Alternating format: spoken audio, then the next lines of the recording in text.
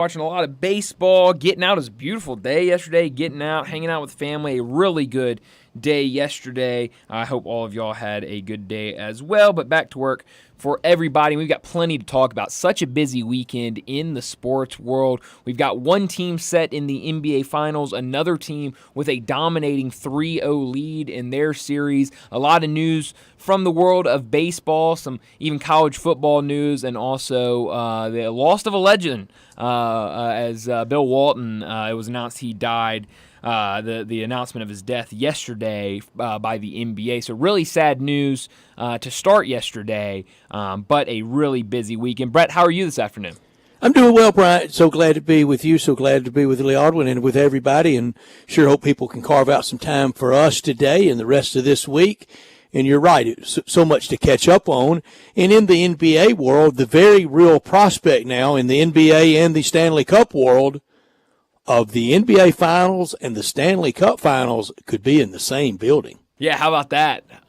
It's interesting how. Go check the last time that happened. Yeah, I mean, I wouldn't. Could be 2 years ago. I have no idea. But one thing about for those fans in Dallas, I mean, you're especially even this series. I mean, they're alternating days of, all right, one night we got to be in there for hockey, and next night we got to be in there for basketball, and I mean, probably have a fun time in Dallas. Wouldn't you think pretty polar opposite crowds? I would say probably. How much crossover? I have no idea. Of crossover. I'm just guessing. I think there's probably a good amount of crossover, and especially when you get to playoff, I think a lot of people you'll see in cities like that where there's so many professional brings teams, out the front runners. It brings them out. Yeah. Everybody wants to brings root out for somebody corporate. Certainly, Mm-hmm. Everyone wants to root for the team in the playoff. But hey, that's fine. We love corporations.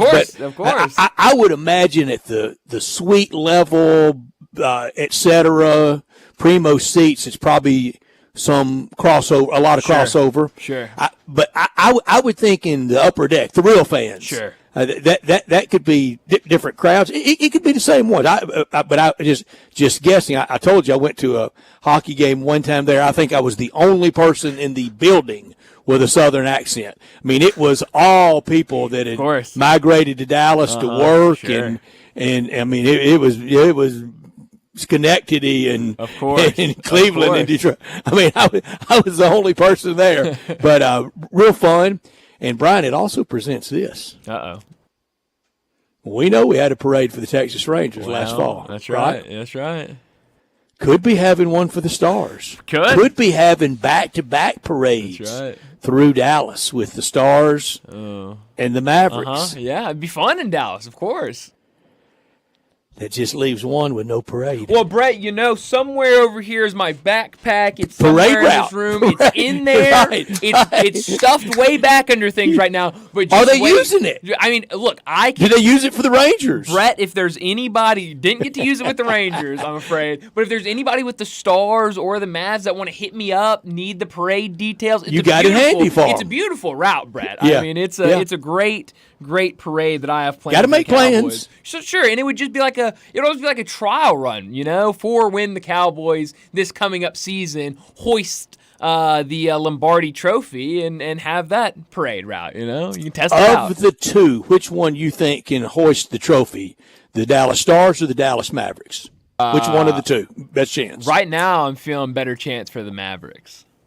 So when I was in St. Louis weekend before last, I was at a nice neighborhood bar on the hill. Sure. And it is neighborhood bar, it screams neighborhood bar. And in it, a lot of great pictures of after the Blues won it in 2019 of the Stanley Cup, obviously in that bar. Sure. And I asked the guy, I said, so it was here. He goes, yeah. He goes, there's a high-ranking team exec that lives, block and a half around the corner from us. And he's in here all the time. And he told me that on the Stanley Cup, every team gets to vote one non-player front office type person to have their name etched on the Stanley Cup. Interesting. And and it's that guy from the neighborhood right there on the hill. And only names on the Stanley Cup can ever lift it in that familiar photo over their head. Of course. You can have your picture taken with it, but to hoist it up over your head, like they do, your name has to be on or going on the cup. That's right. Yes, and I can't touch it either. So you knew that before? Yes. Oh, yes. I didn't. I was fascinated, and he was talking about the keepers of the cup, the minders that are with it, and they don't let just anybody touch it or drink out of it or have a photo or anything with it, and they're constantly with the cup when it's outside of the team building. Yeah, no, and it's like, I mean, people get real about it. Like I remember when Seattle got their hockey team, when the Kraken became a team, they were up there with the trophy and everything, and there were a couple like reporters and stuff like that were like, yeah, just saw the Stanley Cup trophy and yada, yada, yada, and like everybody in the comments were like, you didn't touch it, did you? If you touch it, we're never going to win a Stanley Cup final. Don't touch it. And so, I mean, it's very almost mythical trophy in that sense. Isn't that something? Sure is, but hey, one of the best out there. Tom Brady was throwing the Lombardi Trophy around like it was a side of beef. That's right. That is interesting. One, you can't touch, you can't hoist unless your name's on it. The other, you're just throwing it from boat to boat after you win it. When the Washington Capitals won it, Ovechkin, I mean, he practically, I think he slept with it. I mean, he didn't leave home without it. And, I mean, did somersaults off of it practically. And I think even dented it up. Yeah, I mean, hey, look, it gets wild out there with all of these trophies, especially the Lord Stanley's Cup. I mean, it's and then we got big game Bobby Manfred, the commissioner of baseball, saying the trophy, the name of the trophy is the commissioner's trophy. Yep. And he said it was just a piece of metal. That's right. It is interesting, just kind of talking about it, the way that different sports, their trophies are viewed, how the people within the league, specifically commissioners, view the trophies, and it is fascinating. Even individual with the Heisman. Sure, absolutely. Yes, that's another good one. And there was a great story years ago about there's just a lot of Heismans out there. There's the one for ceremony that now sits, it's not the Downtown Athletic Club anymore, I think at the Yale Club in Manhattan. And Yale had back-to-back winners. The second and third winner of the Heisman Trophy was Larry Kelly and Clint Frank, back-to-back winners from Yale. They have that, and used to when it was at the Downtown Athletic Club, that's the one you would see in the lobby. Then they give one to the player for permanent keeping. Mm-hmm. And then there's one to the school for kind of ceremony. There's a lot of Heisman trophies floating around out there. There's a lot of Heisman trophies. Good for them, though. I saw Sam Bradford's at a place. He lent it to a place in Little Rock, and it is at a golf shop. It was in a golf shop for about 3 weeks, and there's some that they really they don't know where it is. Yeah, I mean. Trophies are interesting, Brad. I think John Cappelletti was quoted in that story. He goes, I really don't know where mine is right now. Interesting. It's in a storage closet somewhere. Yeah. I mean, good Lord, yeah. Well, yesterday we did get the news about the passing of Bill Walton. I knew that he had an issue. I knew that he had cancer, but I didn't know what he had, where he had, what it was, and does that really matter? Now it ended up being, I think, prostate cancer, and he passed yesterday. Would have turned 74 this fall, is that right? 72. 72 this fall. That's right. 72 and 52 is 2024. That's right. Would have turned 72 this fall. And for me, just a huge part of my childhood. Kind of the first, I guess Pistol Pete was the first. Kareem, Pistol Pete, in that order. It would have gone Kareem, Pistol Pete, Bill Walton, Larry Finch. It's the first names I learned from sport. Now 3 of those 4 are all gone. But yesterday the news hit, and I'll talk about it in top and not stop story, and talk about it the rest of the day. I talk about it a lot. Really learned to love him, and I don't know that I ever pulled for him in a single game he played in. Yeah, because back then they were such the dynasty that you wanted to see the mighty UCLA Bruins defeated. Sure. It was such respect. Didn't hate them. Right. Did not hate them. Did not hate Wooden. Did not hate Kareem and Sidney Wicks and the ones before Bill Walton. and didn't afterwards. But I don't think I ever pulled for them in a single game. I know I was pulling against them March 26, 1973. Yeah. Getting ready to turn 11 that fall in the 4th grade. Went to school. I've told you, went to school with my Tiger T-shirt on with a big orange basketball in the middle that we bought at All American Sports out on summer. And each sleeve, the cuffs were blue and the collar was blue. How about that? Had, very 70s. Of course. And I know I pulled against him that night. And I know I pulled against him when watching the 88 game winning streak ended the next January of 74 when Notre Dame and Digger Phelps and John Shoemate and Gary Brokaw and Adrian Dantley defeated them on the Mizzlou game of the week on TVS and watching it. And we went crazy when we were pulling against them. And I know in that NC tournament I was pulling for David Thompson in the national semis against them.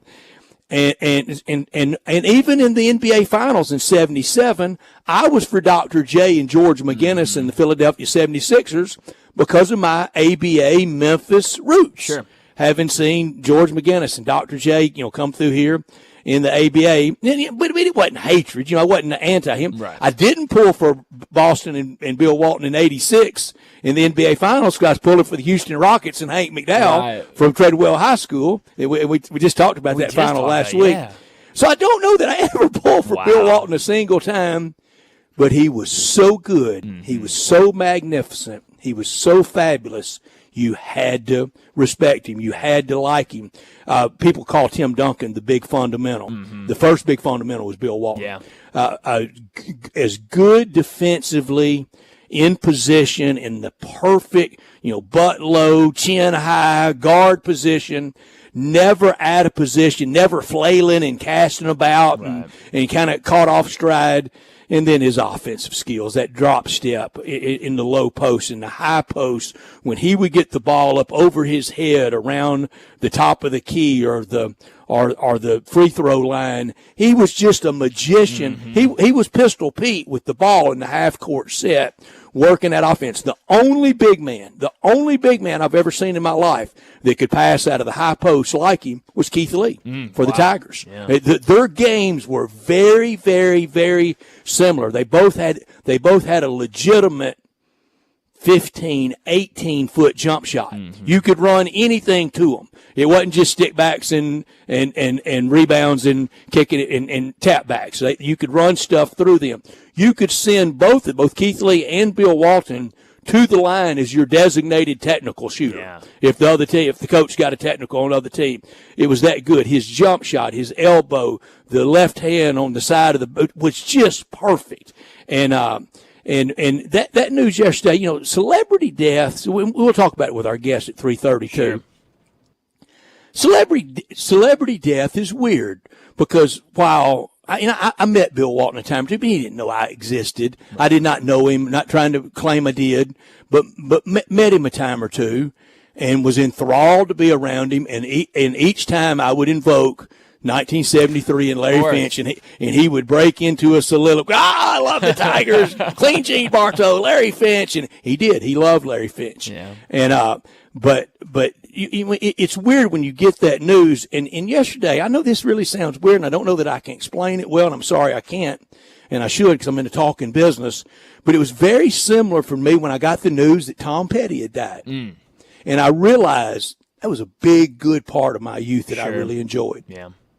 Absolutely. So it's definitely sad, and I know, for a lot of people my age, they know him more for what he did, on those games as a broadcaster, and so it makes me sad because I have a lot of friends that were texting me yesterday and was like, oh man, Bill Walton died, and we were just kind of talking about him as an analyst, and I was like, but him as a player as well was just unbelievable. And they text me back and be like, well, I've never watched him play basketball. I've never seen any clips of Bill Walton playing basketball. So I told him, like, go pull up YouTube right now and go just find clips of Bill Walton playing basketball. It's incredible.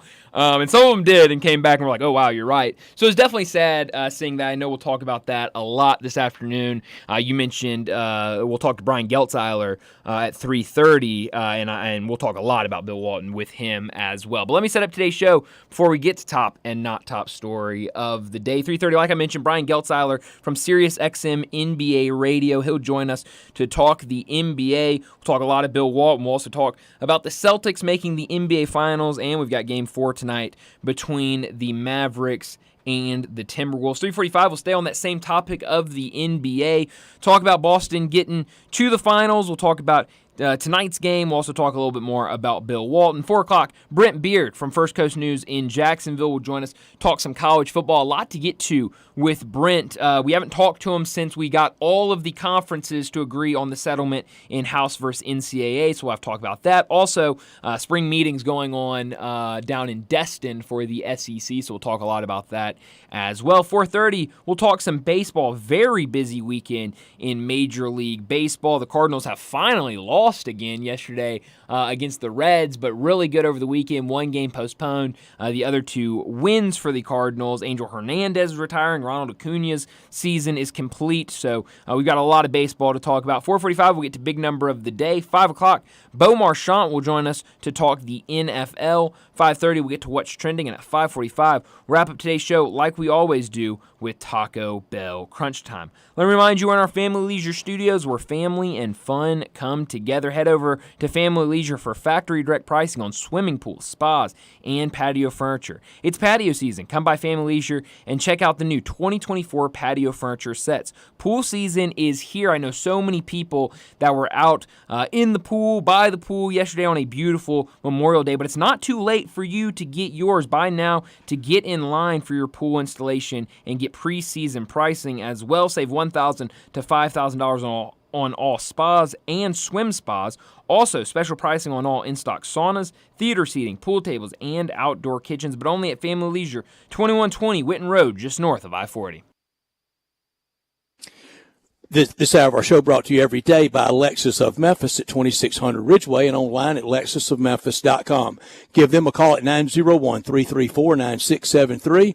Great offers on all 2024 models and always special leasing options. Drive in luxury and confidence knowing that every new Lexus comes with complimentary first and second maintenance services. Stop by Lexus of Memphis at 2600 Ridgeway and put yourself in the driver's seat of the all-new 2024 flagship LS500. You'll be driving in style. When you purchase a Lexus, you get top-of-the-line engineering and design they make for the luxury driving experience. Online at lexusofmemphis.com. Experience amazing at Lexus of Memphis. Top story of the day. Well, my top story of the day, it's got to be what we were just talking about, and that is the death of Bill Walton. It was announced yesterday that Bill Walton had passed away at the age of 71 after a battle with cancer. And I think especially, I mentioned it just a second ago, but I feel like so many people, especially my age, came to love Bill Walton for his fun-loving and sometimes wild and erratic form of analyst. Yes, he was in a incredible. Weird way, could you say he's basketball's Yogi Berra? He always made you laugh. Oh, absolutely. Absolutely. Now, I think he's much more studious and much more worldly than Lawrence Peterberry. No shot on Yogi Berra. No, not at all. But in the same way, just the mention of their name, you smile. Yes, it was interesting. I was having a conversation with my brother Connor yesterday, and we were talking about Bill Walton, and he looked at me and he was like, you didn't like Bill Walton. And I was like, no. I loved Bill Walton. There were times where I'd be watching a game and it'd be a really big Pac-12 game that meant a lot, and he would be talking about something that was 3 worlds away the Matterhorn. from 3 worlds away from what was going on between USC and UCLA. I said, yes, I would get aggravated sometimes because I'd be like, lock back in, Bill. What are you talking about? Way off the rails. But he was incredible. He was an unbelievable person, and from all accounts, just a great human being. And so I said it. A lot of my friends I was texting with yesterday, they were not as familiar with the player Bill Walton. Now, I'm very familiar. All growing up, I've heard my entire life about how March Bill 26th. Walton, killed the Tigers. And so he I've heard a lot of stories about Bill Walton. I've seen a lot of videos. Tigers of up him 2 with 17 minutes to play, though. Yeah, that's right. So, but just an unbelievable player. It's incredible. You go back in high school, won 2 state titles, in college won 2 NCAA titles, and the pros won 2 NBA titles. Just unbelievable what he did as a player. Just so dynamic as a center. Into the Hall of Fame in 1993. We know about the injuries that really derailed his career and changed his career. I read this earlier in a story in The Athletic, kind of an obituary about him, where he, in an interview, said that when he was 6th man of the year with Boston, that was one of his favorite seasons, one of his favorite years of his career, by being able to make that impact off the bench and play the role he did for Boston, which I thought was really, really cool. His teammates call him the ultimate teammate. And one thing I also thought was interesting, in his autobiography, Nothing But Net, Walton wrote that his biggest regret was playing through injuries, playing hurt, which is not something you hear really a lot from. It's not something you hear much from players talking about their playing day. Usually they want to sound tough and say, oh yeah, I played hurt, I played through the injuries. Why can't players do that now? But I thought it was really interesting to see Bill Walton say the exact opposite. And I saw someone else today list all of the great quotes and sayings by Bill Walton as an analyst. And this is one that I had to write down. This is from Bill Walton during a Utah basketball game back in 2015. If you ever think you're too small to make a difference, you've never slept at night with a mosquito flying around you, or you've never played basketball with Taylor from Utah. Number 11 in your program, number 1 in your heart. I mean, just an all-time. Well, I mean, he's absolutely right. He's true. I mean, but that was just who Bill Walton was, an unbelievable player, an unbelievable analyst, and from all accounts from people who knew him, an unbelievable person. We don't rehearse this. I think we've hit on one of these days where your top is my not, and my not is your top. Absolutely. And nobody's right, nobody's wrong. But I'm going to have it as my not top story about the passing of Bill Walton, because you can just hear him go, keep it on the basketball. That's right. Oh, absolutely. So I'm going to go with my top. 1 sweep down, 1 sweep about to happen. Minnesota, remember them? Remember all the winner of Oklahoma City, Minnesota win it all? That's right. Well, not so much. Remember Anthony Edwards is next Michael Jordan? Slow down a little bit. Whew, it was some absurdities thrown around. But it does seem like that Dallas is playing really well, and we know that Boston is just better. They were just better than Indiana.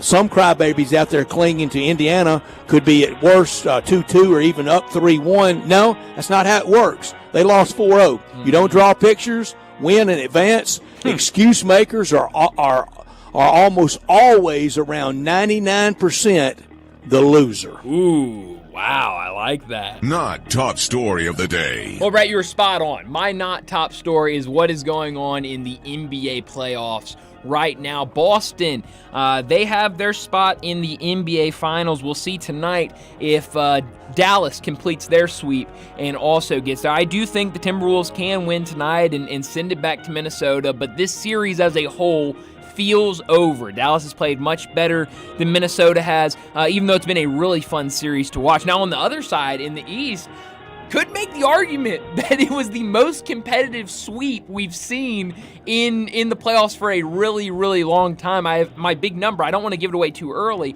but my big number talks about how close this series was in the Eastern Conference between the Pacers and the Celtics. We came in here a couple times talking about how, that the Pacers should have won that game. I remember game 1 in Boston where, they had that game. They had it won, and here comes Boston. So we'll see. I talked a lot about before this series started about how I want to see Boston get tested. I want to see, the Pacers make this difficult for Boston. And while you look at it and say it was a 4-0 sweep, they weren't tested, whatever you might say, I think there's something too, and I want to get Brian Geltzeiler Tyler's thoughts on this as well. There's got to be something to how Boston is finding ways to win these games, being in these close competitions, whether it be down late in the game or just in a tight game down the stretch. They're finding ways to win, and I think that's going to help them a lot in the NBA Finals, because you can see on the other side, whether it's Dallas or Minnesota, whoever they play in the NBA Final is going to be a team that has been extremely well tested in these playoffs.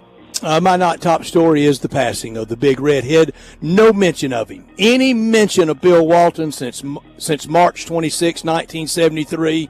It takes me back to that night in St. Louis at the Checker Dome, the arena, the Tigers on the national stage, the very first Monday night NCAA tournament finals on national TV. It had been on Sunday. It had even been on Saturday before. It had been Thursday, Friday even before. NBC with Kurt Gowdy called an action that night.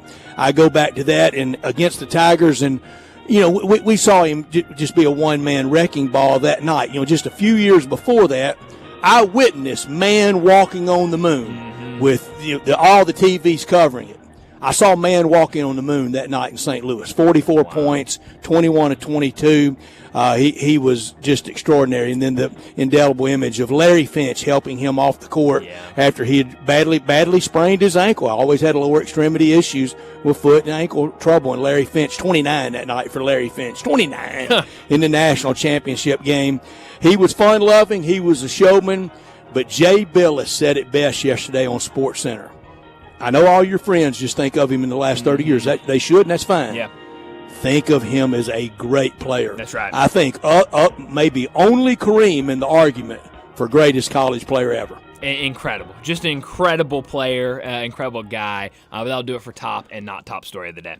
We want you to be a part of our show at 901-360-8255. That's the Sissy's Log Cabin text and talk line. All our guests, like our next guest, Brian Geltzeiler, will appear on the Sissy's Log Cabin guest line. Hit us up at 901-360-8255. Well, let's get to a quick break. When we come back, we'll talk more about Bill Walton. We'll talk more about the NBA playoffs with Brian Geltzeiler from SiriusXM NBA Radio. Join the voice of the Tigers, Dave Woloshin, for Wolo and Friends. Weekday mornings from 10 to 11 here on Sports 56 and 98.5 FM. Rick's Powder Coating for a beautiful finish every time. Rick's Powder Coating specializes in automotive, ornamental, residential, and industrial coating. With 2 conveyor lines and the largest batch ovens in the Mid-South, Rick's can accommodate all of your powder coating needs. Locally owned and operated since 2002, Rick's Powder Coating will customize a beautiful finish just for you. Drop by or call to see how Rick's Powder Coating can bring color to your life. 901-367-2771 or rickspowdercoating.com. Is your wife asking you to stop eating junk food? Well, we have you covered at Humdinger's. It's quick and it's healthy, and most important, it tastes amazing. With many choices from salmon salad to rainbow trout and grilled asparagus. Come visit us for lunch at Humdinger's, 6300 Poplar Avenue. So good, Coach Penny eats with us weekly. Don't forget, Humdinger's offers full-service catering for weddings, social events, or your corporate lunches. You can call 901-260-8292 to find out more. Includes all rebates and incentives. Price excludes $695 PF. Lease includes PF $695. $650 acquisition fee. EV6 P5610964. MSRP $50,200. Telluride RG 510 849. MSRP 38305. Forte LXS RE 78169. MSRP 21820. Must finance through Hyundai. Excludes tax title and license. See dealer for complete details. Offer valid through 5/31/2024 with approved credit. Dealer stock only. I got Jeff Allen on the line to hear about some crazy deals happening at Gossett Kia South Mount Moriah. Randy, I'd love to give all our customers our best deal. 2024 Kia Forte LXS gets 41 MPG Highway, $199 a month, $34.99 due at signing. 282 miles EPA estimated range will get you where you want to go in the 2023 Kia EV6 Win, $249 a month, plus a 2024 Telluride LX, $357 a month. Both $39.99 due at signing and 24-month lease. And 0% for 48 months on 2024 EV9, and peace of mind with a 10-year, 100,000-mile powertrain limited warranty. So whether you live in Horn Lake, South Haven, Olive Branch, or Memphis, we'll make you happy at Gossett Kia South on Mount Moriah. Getaway Sports Bar, the best kept secret in town, open noon to 1:30 a.m. 7 days a week. Garvin, the owner, created this SEC NFL Dream Bar over 20 years ago. You'll never miss a minute of action. 10 TVs, 5 70-inch TVs for all the big games. Rack them up on 6 pool tables. Coldest beer in town, grab you a pool stick and get you some good bar grub. 100% Angus burgers, big and moist chicken tenders. Daily happy hour Monday through Friday, 2 to 6 p.m. with long neck domestics, $2.25. Getaway Sports Bar, 4632 Winchester. For more than half a century, contractors and trade professionals have relied on WeatherGuard for heavy-duty truck and van storage equipment, not just to protect their valuable tools, but to protect their professional reputations. For pros, the WeatherGuard badge makes a statement about what drives them. It says, "Bring it on. Been there. Done that. We've got your back," without saying a word. And the folks at WeatherGuard, they're just as driven as the hardworking pros they serve. See what it means to be driven at WeatherGuard.com. At Jason's Deli, when you're dining in or picking up curbside, you can expect wholesome food and no surprises, just delicious sandwiches, crisp salads, and quick quality meals made with the freshest ingredients and no artificial trans fats, MSG, high fructose corn syrup, or artificial colors and dyes. Around here, a lot of thought goes into what we put into our food and what we take out of it, because you're not just taking a bite, you're getting a taste of who we are. New items are constantly being created to expand our menu for all tastes and special diets with vegan and gluten-free options available. Convenience and on-time delivery you can count on. It's just a click away at jasonsdeli.com, so whether you need to feed 5 people or 5,000, the team at Jason's Deli, they have the credentials and the commitment to keep you satisfied. Freshness is nearby at Jason's Deli with locations at Ridgeway in the Park Place Center, Poplar and Highland, Germantown Road in Cordova, and on Goodman Road in Olive Branch. Jason's Deli. It's wholesome food and no surprises. Now back to Sports Time on Sports 56 and 98.5 FM. This hour is brought to you by Lexus of Memphis. Here are your hosts, Brett Stats Norsworthy and Bryant Dacus.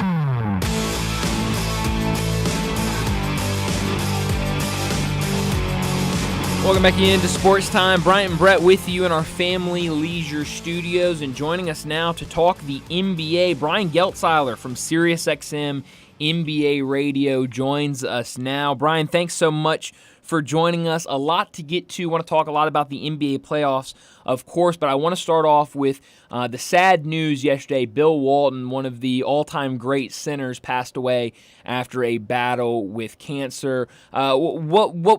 What was it like when you heard that news yesterday and kind of seeing all of these people on social media, on TV, on the internet, kind of giving their best memories? I know for me it was really cool seeing that. What was it like for you yesterday hearing that news?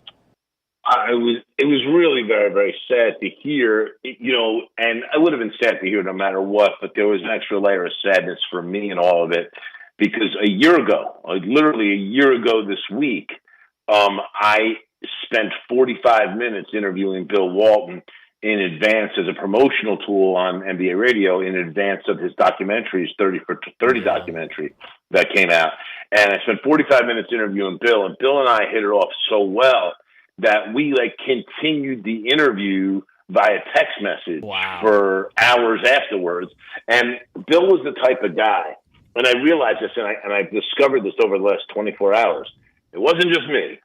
If Bill connected with you, and he connected with most people he met because he treated everybody the same, and he gave everybody he met time.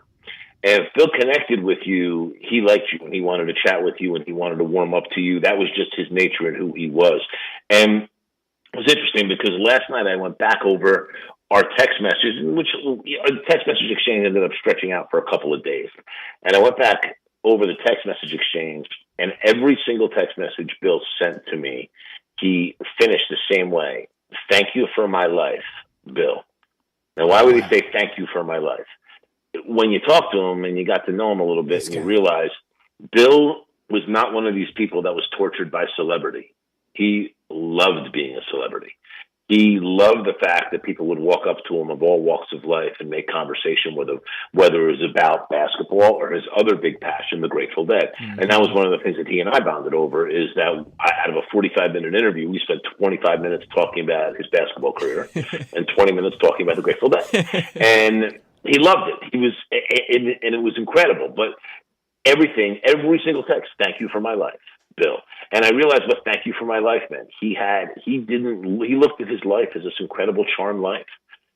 And I found that to be amazing perspective when you consider the fact that this guy would have been maybe the greatest center in the history of basketball if it wasn't for the foot injury that cut his career short. Bill didn't look at that as bitterness. Bill looked at that with gratitude for the time that he had as a top player in the league and gratitude that it was able to be healed enough that he went and had what he told me was the experience of a lifetime as the sixth man of the Boston Celtics and winning a championship with them in 1986. So there's a lot that we can all learn from the way Bill Walton approached his life about he is the epitome of a glass half full guy. Just gracious and appreciative of everything that came to him in his life. And it's a great way for all of us to live. It sure is, Brian. Very, very well said. He was the Gale Sayers of the NBA. We just got the tip of the iceberg, and it was beautiful, and we knew it was special. I said in our first segment when we started at 3 o'clock, top of the hour, Brian, a lot of people called Tim Duncan the big fundamental. I thought Bill Walton was the original big man, big fundamental. Who today is the big fundamental in the NBA? Oh, that's easy. That's Nikola Jokic. Nikola Jokic's game, and it's interesting because if you go on my Instagram feed, I posted on my story today a audio clip of Bill Walton. I may have posted it last night, but it's still up there. An audio clip of Bill Walton for 4 minutes talking about Nikola Jokic and just how great he is, what he sees in him, the player that he is, and the similarities to his game and how much he admires Nikola Jokic. So I think it's really, really simple that, the big fundamental, the guy that plays the game in the way that it's supposed to be played, no one does that better than Nikola Jokic. Yeah, absolutely. Talking to Brian Geltzeiler from SiriusXM NBA Radio. I want to transition a little bit, get to these NBA Finals. Boston, they have their spot now in the NBA Finals. We're still going on in the Western Conference, but for Boston, I've seen some people throughout these playoffs, even over the last 24 hours since they swept the Pacers, kind of say it's been an easy path for them. They haven't been tested, things like that. But it's got to mean something, especially this past series against the Pacers, of how they were able to win those games. I mean, you look at some of those games where it really looked like Indiana was going to win those. They had the game in their hand, and then Boston's able to come back and win, or it's close back and forth game down the stretch, and they're able to close it. What have you seen from this Boston team, and how tested do you think they've been going into these NBA Finals? Well, all right, first of all, let's start with this, guys. All you can do is beat the teams that are put in front of you, That's right? Yeah. I mean, that's it. That's which the bracket. is what they've done. Okay, so they got through the Eastern Conference and they lost 2 games. So we can't beat them up too much over that. They beat who they had to beat, who was put in front of them. Listen, the thing is this: they were highly criticized during the season, in spite of a 64 win season. They were highly criticized, and they were highly criticized because they didn't execute late in games very well against premium defenses. So what do we see from them in the Indiana series? We saw them steal 2 road games, which, again, impressive. Great job stealing 2 road games. Was it against the premium defense? That answer is an unequivocal no. So here's my point. Boston proved something. You want to prove everything? Let's see who the West puts in front of you. Likely to be the Dallas Mavericks. At that point, listen, Dallas is a terrific defensive team who, if they win this series, assuming they do, is about to have beaten the number 1 seeded and the number 3 seeded teams in the Western Conference. So Dallas provides that kind of test for them that they haven't necessarily seen yet. But I think we have to be very careful that we're going to be critical of the Boston Celtics in this particular spot because they've accomplished a lot here in a short amount of time, and some of this has been different than how they've done things in the past. Mm-hmm. We've seen some changes. It's a more collaborative effort. This is a different roster. And right now, without Porzingis out there, they still have 4 guys that can get their own shot and be good individual shot makers. So, they've taken advantage of that. And you've seen that with Jaylen Brown having the ball in his hands a little bit more, Tatum being a little more of a facilitator. I mean, Tatum had a great game last night, 13 rebounds and 8 assists to go with 26 points. It was fantastic. But you're definitely seeing a more collaborative effort out of Boston. You just want to see if the pressure gets heavy on them, are they going to revert back to old habits when they have a premium defense in front of them? And that's a fair question, and it's something that we'll see answered in an NBA final.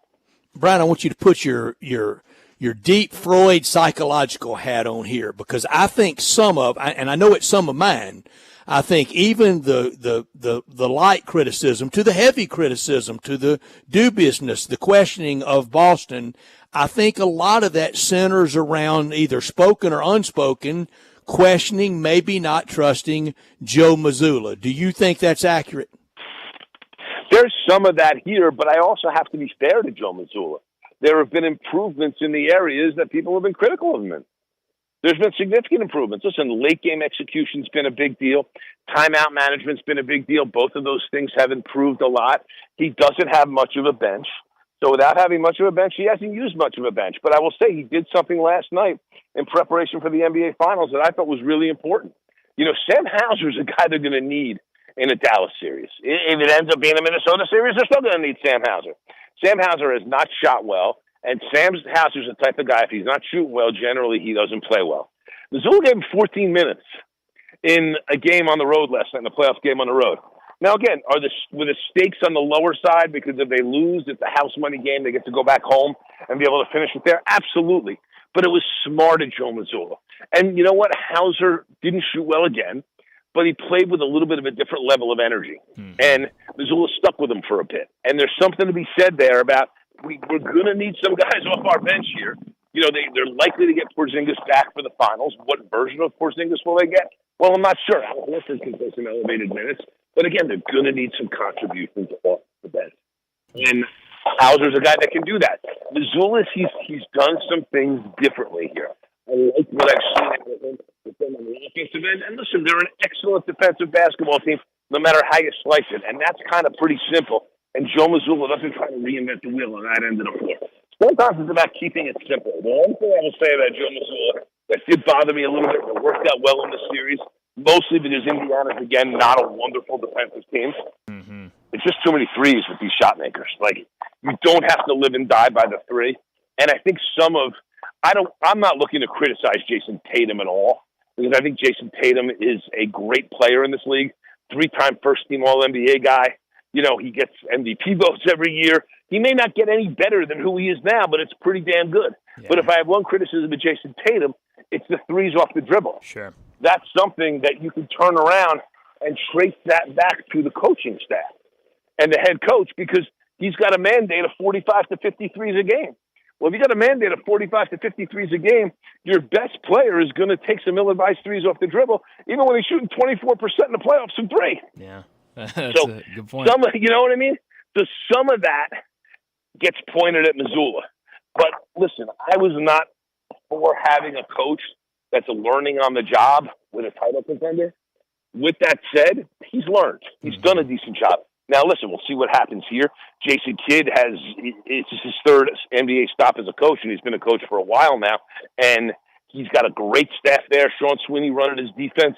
It'll be very interesting to see how that whole coaching matchup plays out and how Mazzulla does there. And again, Mazzulla's got Jeff Van Gundy in his corner as a consultant who can plan as good as anybody out there still. You know, he has Sam Cassell on his bench, so it's not Mazzulla is totally bereft of coaching talent himself to have around him. But nonetheless, that'll be an interesting coaching matchup. I think that Mazzulla, I've seen important improvements from Mazzulla that bode well for the Celtics in the NBA Finals. For sure. Brian, last thing before we let you go, I'm curious, here in Memphis, a lot of people already have their off-season hats on. They're looking to the draft. They're looking to free agency. What is your opinion right now after the rough season? We know injuries, everything that kind of went into it. What's your opinion on the current state of the Memphis Grizzlies? It's glass half full. I mean, listen, I think the fact that you know, if Ja Morant has to stay healthy and out of trouble, okay, I think the out of trouble part is kind of solved. Now we just got the healthy part, should come back healthy to play this season. I think when you obviously Jaren Jackson had to carry a lot more load than you wanted him to, and you learn that Jaren Jackson's never going to be a top scoring option or a top offensive option on a title contender. That's not who he is. I think we kind of realize that Bane and Jackson fall into that 2 and 3 category. But You learned a lot. Gigi Jackson can play. I mean, you found some young guys here that can help you in the future, and I think that's meaningful. This whole rough season falls you into the number 9 pick in a draft that doesn't have stars, but has got plenty of guys that can come and be rotation players in the league. So for them, another rotation player, great. Zaire Williams, another year better. I mean, I think for the Grizzlies, the glass is half full. The worst thing that the Grizzlies have right now going into next year is the fact that the Western Conference was really hard this year, and it's only getting harder, okay? So when you break down the Western Conference, look at it and think about it. I mean, what teams do you think are going to fall out of the top 10 in the Western Conference where Memphis can slide in? Well, I'm not sure if any of them do, right? I mean, maybe the Kings? I don't know. The Rockets, they're going to be a factor in there. There's no doubt about that. So the Grizzlies are in a really, really tough conference. And I think that's going to be the part where are we good enough to compete in this conference with the current core that we have?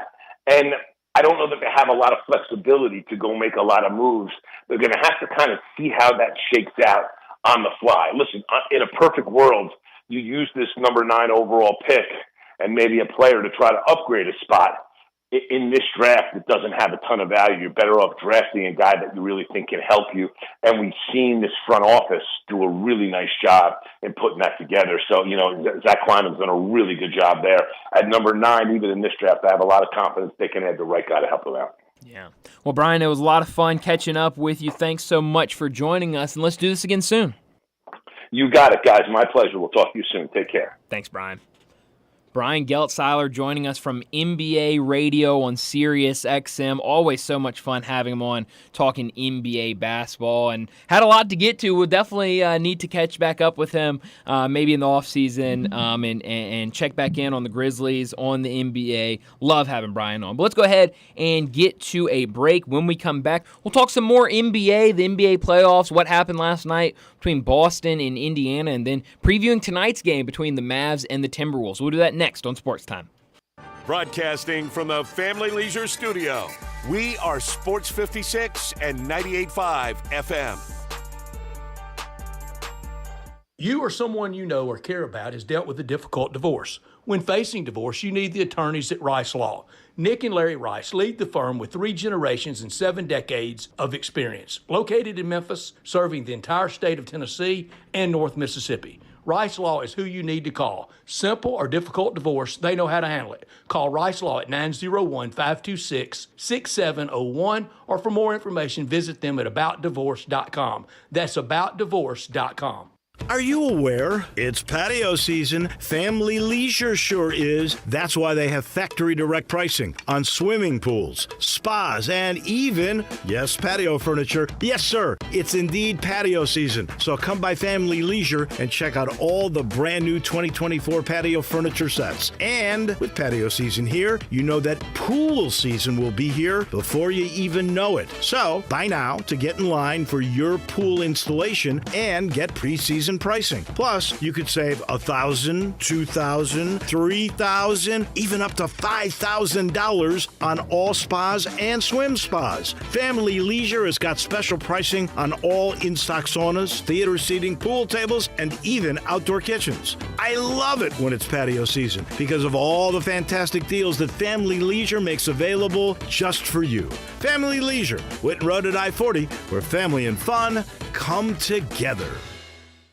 I've got Rockin' Ronnie Smith on the line at Gossett Chrysler Dodge Jeep Ram Fiat on the Pike. And Ronnie, it's the season for the Memorial Day sales event. It's time to rock, Randy, in your new 2023 Jeep Renegade Latitude 4-wheel drive. $25,889 or $389 a month. That's $5,206 off MSRP. How about a 2024 Dodge Hornet GT all-wheel drive, packing up to 268 horsepower, plus 295 pound-feet of torque, $32,320, plus power up in our 2023 Dodge Charger SXT 4-door, $28,072. That's over $9,000 off MSRP. So drive past the rest and come to the best at Gossett Chrysler Jeep Dodge Ram Fiat on the Pike, or online anytime, GossettMotorcars.net. All 75 months at 8.99 APR, 3,500 down, Renegade, triple P, 56,520 MSRP $31,095. Charger PH 636,171, MSRP $37,120. Hornet R3A 152.64, MSRP $34,820. Price includes all rebates and incentives and excludes PF 695. Payments includes PF 695. All exclude tax, title, and license with approved credit. See dealer for complete details. Dealer stock only. Brian Elder's Roofing Solutions. It's silly season in the life of your roof. I'm Brian Elder, 867-0303. The weather can be unpredictable, and I'm ready to get more life out of your roof with our award-winning Owens Corning repair team. We're the repair guys the other repair guys call when they can't find the problem. Leaks become black mold when ignored. That's why when you call me, I start my inspection in the attic. Is it time for a beautiful new roof? 867-0303. I'll measure your roof from outer space and get you an estimate right over the phone. The best warranty in the business, including a warranty against ice dams. The only roofer in Memphis to offer a warranty against water intrusion due to snow buildup. Ask about military and first responder discounts. 901-867-0303 or BrianElderRoofing.com. Call 867-0303. Brian Elder's Roofing Solutions. With your choice of select sandwich, nugs, fries, and a drink, Wendy's $5 Biggie Bag is your go-to. Your nugget wingman. Your hot and crispy fry co-pilot. Just like us. We're like the bag boys. What? Bag boys, what you gonna do? What you gonna do when we bring your food? For a deal you can count on, bet on Biggie and choose wisely. Choose Wendy's. Bag boys. U.S. price and participation may vary. Includes choice of JVC or crispy chicken sandwich with 4-piece nugs, junior fry, and small soft drink. Third-party delivery pricing may be higher. Now back to Sports Time on Sports 56 and 98.5 FM. This hour is brought to you by Lexus of Memphis. Here are your hosts, Brett Stats Norsworthy and Bryant Dacus. Welcome back into Sports Time. Bryant and Brett with you. We're going to talk some NBA. Might have to come back to it at 5:30, but we do have some breaking news on the Memphis basketball front. It broke about 15 minutes ago or so while we were talking to Brian Geltzeiler. Jason Munn's reporting that Penny Hardaway has parted ways with assistant coach Andy Borman. Andy Borman has been with the team for the last 2 seasons after being the executive director for the New York Renaissance of the EYBL circuit. So now Penny Hardaway will be looking for a new assistant coach, and kind of late in the process, I would say, but certainly something that we'll be keeping an eye on, how Penny Hardaway fills this assistant spot. So Jason's reporting is moving away from him, moving on from him? That's what it sounds like to me, okay. Yes. So doesn't sound flattering, does it? No, see, here's the first sentence in the story Jason Munn's just posted. Memphis basketball coach Penny Hardaway will not retain assistant Andy Borman. So that does sound like it was Penny Hardaway's decision. You know, this is, as you said, Brian, very late in the process on the moved on from coach on Andy Borman's front. I'm sure he would have rather had this around Final Four time, where he could go to the coaches convention around the Final Four and try to find him a job for next year. On Penny Hardaway's front, he can't really worry about all that. No, if I'm looking at through the prism of him, I'm going to make changes and I'm going to make moves for my program when I see fit. Mm-hmm. And you could even argue that he waited and really looked at the state of his program. And he just came to the realization that I need to move away from him. I didn't know him very well. I did listen to him every week when he would join Greg and Eli on their segment, and he was the Tigers' assistant coach in the week after losing to Ole Miss. And, if we played them 99 more times, well, that's not how it works, Coach, and you know that. I wonder how many more times he thinks they'd beat Rice. It's a good question. Or Wichita State. Or have a lead at home against South Florida. That's right, yes. Yeah, that's not how it's played. And what scared me the day I heard it about that kind of thinking is I'm afraid that Penny Hardaway lets that thinking creep into his program when it should be, no, we got one shot at them. If we lose, say all the right things, whether you mean it or not, we get them the next time we beat them and we try to get better. No, you're absolutely right, especially when you get to that conference slate, and you even saw players that were coming out during the conference slate after the season ended kind of talking about, we didn't really take those conference games as seriously as we probably should have. The eye's not on the ball sharp enough for me. That's right. And I'll be honest, I mean, I'm sure Andy Borman, from what I've heard, is a good guy. I was never a fan of the hire when it was made. I know kind of the idea was, bringing him in and was going to be the recruiting guy, and he being the recruiting guy is Penny Hardaway. Yes, and I think his. With the New York Renaissance, I think when they hired him, I think he had like 2 or 3 guys in the top 10 of several different classes in his program. And so I think maybe the idea was bring him in, you have that connection with those guys, and maybe can get them to come to this school, and it just didn't seem like it was a fit, and so hopefully we'll see where this goes. Hopefully he can fill that spot pretty quickly with another assistant, because I know a lot of those players starting to get to campus for summer workouts. And I'm sure Penny Hardaway knows this. He sure doesn't need me telling him, but we're starting year 7. That's right. This isn't year 2. I go through all the years. This is year 7. This is the same number of years that Josh Pashner got. Yeah, that's a good point. Everything about this program, the buck stops with him. Absolutely. It's going to be a this big year. This isn't Rick Stansberry. This isn't Andy Borman's replacement. It's not Andre Turner. It's not personnel. It's not boosters. It's not collective. No.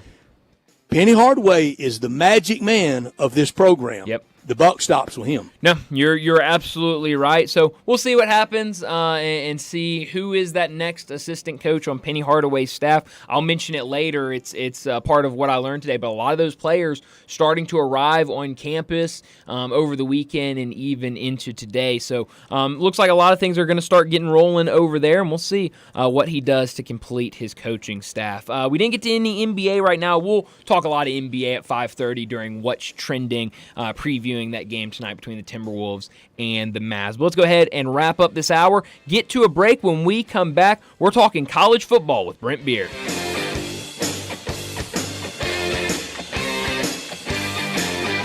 All of us tend to overdo things a little bit once spring takes hold, and some of the time we might wake up with a little bit of a headache and a lot of appetite. Your answer to a big night before is a breakfast or lunch at Sunrise. Sunrise East on Poplar and Sunrise on Jefferson are made for filling your belly with sweet relief. Have some signature square biscuits, some perfectly prepared eggs, or at lunch, a nice juicy Sunrise burger. And if your night before isn't quite over, both Sunrise locations have a full bar. Sunrise on Poplar and Sunrise on Jefferson, the perfect place to get over last night. Hi, folks. Bob Burkhammer for Sunrise Buick GMC Truck. Thinking about a new or used car truck and not sure where to get the most for your money? Listen to what Sunrise has to offer. Over 800 new Buicks and GMCs to choose from, with factory rebates up to $6,500 and a $15 million used car inventory, specializing in vehicles under $15,000. Bad credit, bankrupt, slow pay, it's okay. At Sunrise, we specialize in secondary financing, and Sunrise wants to get you approved. The #1 volume Buick GMC dealer in the Mid-South and the home of the guaranteed credit approval. Sunrise, Covington Pike, Wolf Chase, and 385 at Houston, Levy, and Collierville. Getting quality employees to fill positions in your company is essential, but finding those people can be a major hassle, unless you use ZipRecruiter. ZipRecruiter makes finding quality people a breeze. And right now you can try it for free at ZipRecruiter.com/free. With ZipRecruiter, one click sends your job to hundreds of top job sites. But more than that, ZipRecruiter's advanced technology identifies the candidates with the skills you need, sends you a list of great matches to review, then actively invites them to apply for your job. And the results speak for themselves. 4 out of 5 employers who post on ZipRecruiter get a quality candidate within the first day. That's right, the first day. Now you can focus on your business and let ZipRecruiter do the work finding the best people for you. See for yourself. Experience the ease, efficiency, and power of ZipRecruiter for free. Just go to ZipRecruiter.com/free. That's ZipRecruiter.com/free. ZipRecruiter.com/free.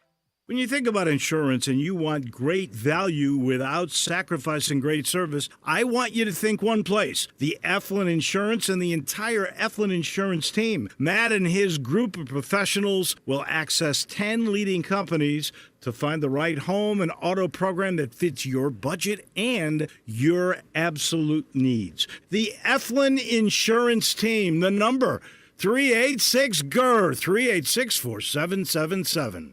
Jenkins Floors and More invite you to their retail warehouse where they pass wholesale savings on to you. Jenkins Floors in Little Rock, Cleveland, Mississippi, and opening June 1st in Horn Lake at 2356 West Goodman Road. Specializing in flooring and carpeting, tile, plantation shutters, and blinds, Jenkins makes your life easy with a 2-week turnaround. Contractors, builders, or family projects, call 662-469-9350 for a free estimate. Owners Timmy and Rebecca Jenkins say hello to Sports 56 fans and look forward to your business.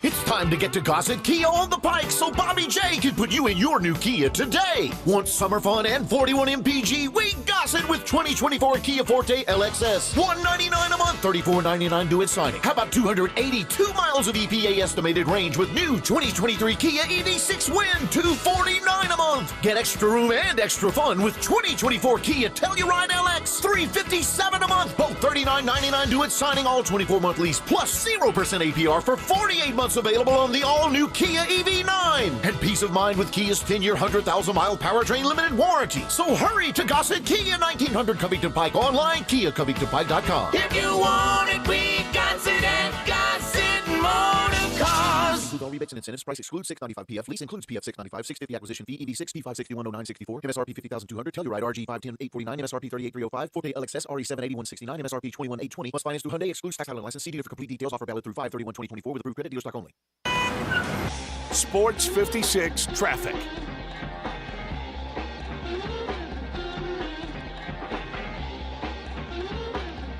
Good afternoon. From time to time, it wants to get a little bit heavy on 55 North over here around South Parkway in that road construction.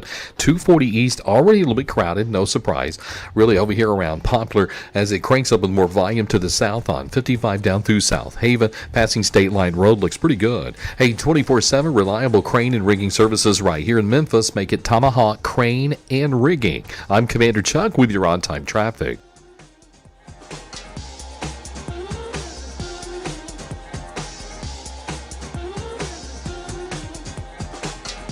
We are Sports 56, WHBQ Memphis, and W253DF Memphis, Flynn Broadcasting Stations. College football talk every Tuesday with Brent Beard, Heisman voter, and on Twitter X at Brent Beard. SEC, ACC, AAC. We talk it all with Brent. Here's Brent Beard with Bryant and Brett. Brent Beard joins us now from First Coast News down in Jacksonville to talk college football, and plenty to talk about with him. He joins us now on our Sissy's Log Cabin phone line. Brent, thanks so much for joining us. I want to start off with the news last week from the NCAA. We talked to you about it before all of the conferences had agreed to the settlement in the House versus NCAA case. What did you make of that? In your mind, what does that mean for college football going forward? Well, it certainly changed. The amateur model is basically done. There's still a lot to happen, and a lot of this that we've talked about or heard about or read about is still maybe even a year or two away when we talk about actually having a tier to pay players, when we talk about having contracts and from Destin, when we're talking about having a injury for basic purposes for here, injury report that we all three know this probably not going to be accurate, although they'll try to get it accurate. Look, it's incredible. We're not going back in time here, but I will always say there was some real benefit from these scholarships and what you got from those that I think the average fan never really understood. But the NCAA had a chance to do something about this years ago, and I think if they'd have given them a little bit of money even across the board, that we would not be in the whirlwind that we are now. So, and that will be some very fascinating discussion within the league going on over the next 2 or 3 days. Brent, very well said. You mentioned the average fan may have not have understood or appreciated that value. Do you think the average football and basketball player understood that value? No, probably not. And didn't appreciate it.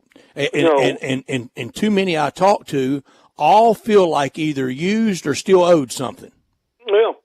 Well, that of course is our entitlement generation. Well, with that, but look, for a lot of us who either we paid our way or our parents paid our way through college, these players really do not appreciate what being able to. You can take a nap in the LSU locker room now in your individual locker. You can get an amazing amount of food about any time you want to go get it. Yet Carlos Boozer said at Duke playing basketball that he went to bed most nights hungry. I say that's a flat-out lie. I can't buy that either. That there was just too much available.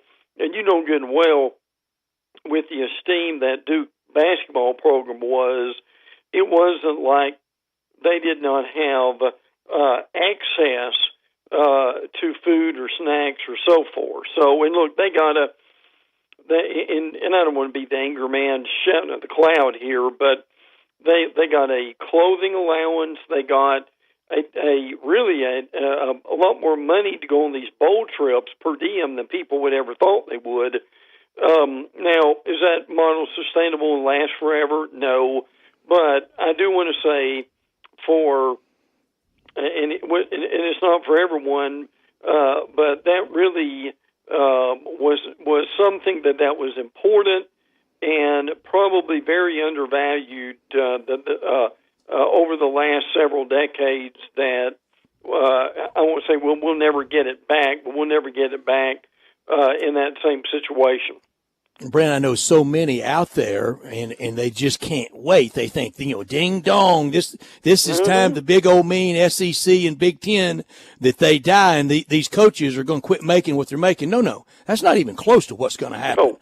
And in this $20 million that you're going to have to pay out, that they are legally bound to pay out, you could give all $20 million if you wanted to one player. If Herschel Walker walked in and you wanted to give it all to him, you could. There's no grid for paying everybody in the department, whether it's making money or not. You can pay non-revenue producing sports if you would like, but we know where most of the money is going to go. What's going to happen? And now you're going to have to comply with federal law. You're going to have to comply with Title IX. All Title IX says, though, is you must provide the scholarships and the opportunity. Right. It does not say that your travel budget has to be $4 million. Yeah, absolutely not. No, I think it's the university needs to at least give a fair attempt to be able to honor women and to be able to take care of basic needs. So no, I think you hit on that well. And one thing that I'm still not sure we're clear about is what does happen to scholarships? So that these players get the money, or are they going to have to pay their scholarship out of that money? Will scholarships still remain? Will scholarships go away? What about medical? And they got dental also. So a lot of things still yet to be understood. No, absolutely. And obviously you mentioned it, SEC meetings going on down at Florida. How much do you think we'll hear coaches and people? I know the commissioner spoke about it earlier today. How much do you think we'll hear coaches speaking of this new decision for House versus NCAA? Well, the Destin situation is a lot more relaxed than what it will be in Dallas. Sure. So I think they may be a little more open to and a little more relaxed too about sharing what they really feel about some of these situations. And probably, in fairness to them, we still really don't know where all this is going. Yeah. Either. So But I would be very interested to see. And look, we need to pay attention to these guys because sometimes they've got some real answers to these issues that are being ignored. Brent, in the department cuts that we're going to see, why do you see a need that exists any longer for anybody outside of maybe 1-2 person operation? And really, can't the registrar's office, I think some of it's duplicative, but I'm getting to, why do we even need a compliance office anymore? Wouldn't that be an easy cut of 15 to 40 people at a lot of these places? Possibly. Oh, yeah. Listen, they're probably running into each other in some of these offices and really need to probably streamline. Look, I'm like you. I mean, I don't necessarily want people to lose their job, but a lot of this is going to be simplified and restructured and streamlined because there are going to be maybe things that they used to not have to deal with along this line either. So, I think that's a part of it that a lot of people don't understand either, is how reshaped a lot of your athletic staff are going to be. Now, if they get rid of a lot of them, does that mean they're going to hire more coaches on the staff? I can answer that, yes, because it's about winning, and there's no pretense anymore around it. It's about paying you, and it's about winning. This is a job. It is. And the thing I've said all along, if this is a job and they're considered employees, and I know what Sankey said today when he mentioned, he said this before, I don't have players coming up to me and saying that they want contracts and they want labor unions. But we know where this is going. It's going to be NFL light. It's just a matter of time before that happens. And absolutely. And we've torn the mask off. There's no pretending anymore. No. There's no pretending that we're student athletes and that. Look, school academics will still be a part of this, but I think we're a ways away, as Brett said, from pretending this is something that is really not. You mentioned the commissioner of the SEC, Greg Sankey, someone that both of us have a real fondness for. I think we both would, and I think he would call us friends. But I have this question for him, and I'm going to ask it to you, and I will ask him this question at SEC Media Days. He keeps saying that he wants a congressional answer to all this, that he wants legislation, that he wants D.C., the House and the Senate, and I assume a bill passed that the President of the United States would sign and put into law, that he wants D.C. congressional action on the state of college football, college sports. I would ask you, and I'm going to ask him, what program that we currently have would he like to model it after? What is D.C. really doing right that he would like to model a fix to college football after? What would you suggest? I surely don't know of anything right now. Outside of air traffic control, I can't think of one. Yeah. I mean, I can't either. And you could say the same thing almost with the NCAA and the basketball tournament here. Now, we all know that nothing's going to happen until after the election in November because they all want to get reelected. I think what, frankly, they want some structure to where they either don't get sued or they don't get sued as often. I think that's what I've read and heard that this is about. Congress can shield you from being sued?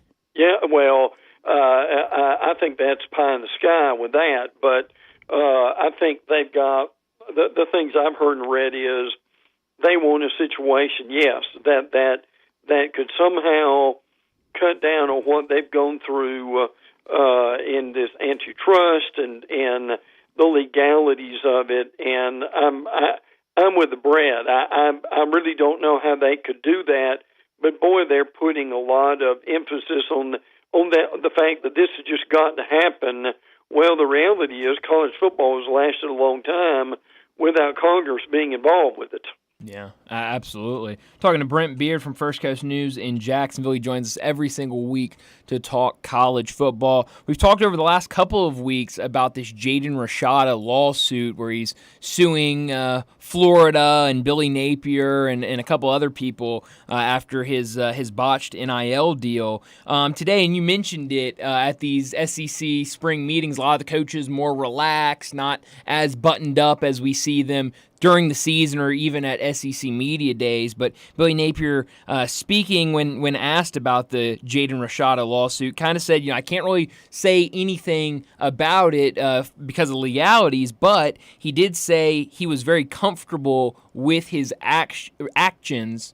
What did you make of this, of what he said? Do you think he's do you think that's true? Do you think he does feel comfortable with what he did? And where do you see this going? I think they feel more comfortable because they're better organized now in their collective. Yeah. They were, let's be honest, they were a disaster when all this was going through. I'm not sure they knew what to do and who to do it and when to do it. So I think they're, as we used to say in Alabama, their eyes were bigger than their stomach, and they thought they would that this guy was some combination of Tom Brady and Joe Namath when he first came out. Look, Rashada was a heralded player, but I mean, my goodness, well, when you look at all, he was neither of those things at Arizona State last year. No, and I can tell you this: when you've got someone who's basically moved or involved with four or five different schools, that probably tells you something. Also, what will come of it? I don't think much will come of it. I mean, the NCAA will look at it, but guys, the honest truth here was when they were going through this, there really were no rules. So, and that's what they're trying to figure out. Well, what exactly did Florida do that was wrong when you don't have any rules in place? So that's what they've got to figure out. If anything comes to that, and it won't happen for 12 to 18 months either, and I know Georgia's pretty smug about this right now, that they've got a guy, and this is hurting Florida. But I mean, my thing with that is, I mean, guys, how much can Georgia trust Rashada as this goes along after you see his track record? Yeah, boy, this is a new log on the fire for the cocktail party, isn't it? It is. Oh my! Well, look, and all three of us know Kirby will find some way to get Rashada in the game just to rub it in a little bit more. Yes, right. He sure will. He sure will, Brent. He will. In Kirby's mind, who do you think the biggest rival for the Georgia Bulldogs is? Oh, I would probably I would say Florida. I would too. I mean, the fans would probably say Alabama, wouldn't they? They probably would as of late. Mm-hmm. Although some Tennessee, some Auburn, although they some never FSU. They never really played Alabama except the championship game. So I'll say overall Florida. I mean, it's certainly not Tech. No. I understand. When you win once every 5 to 7 years, if it's that much, I don't think that's much of a rivalry. Frankly, no. Really not. It's not that much. Mike Griffin just made a great case about an hour ago, hour and a half ago, 2 hours ago or so now, right after he came on the air with Paul Feinbaum today. He's very open about Georgia ending the Georgia Tech rivalry. And Paul said, well, don't you know about tradition? He goes, yeah. He said, I remember when Tulane and LSU played, and LSU moved away from that. Right. That's a pretty good case. And look, I don't think a lot of people would argue about that.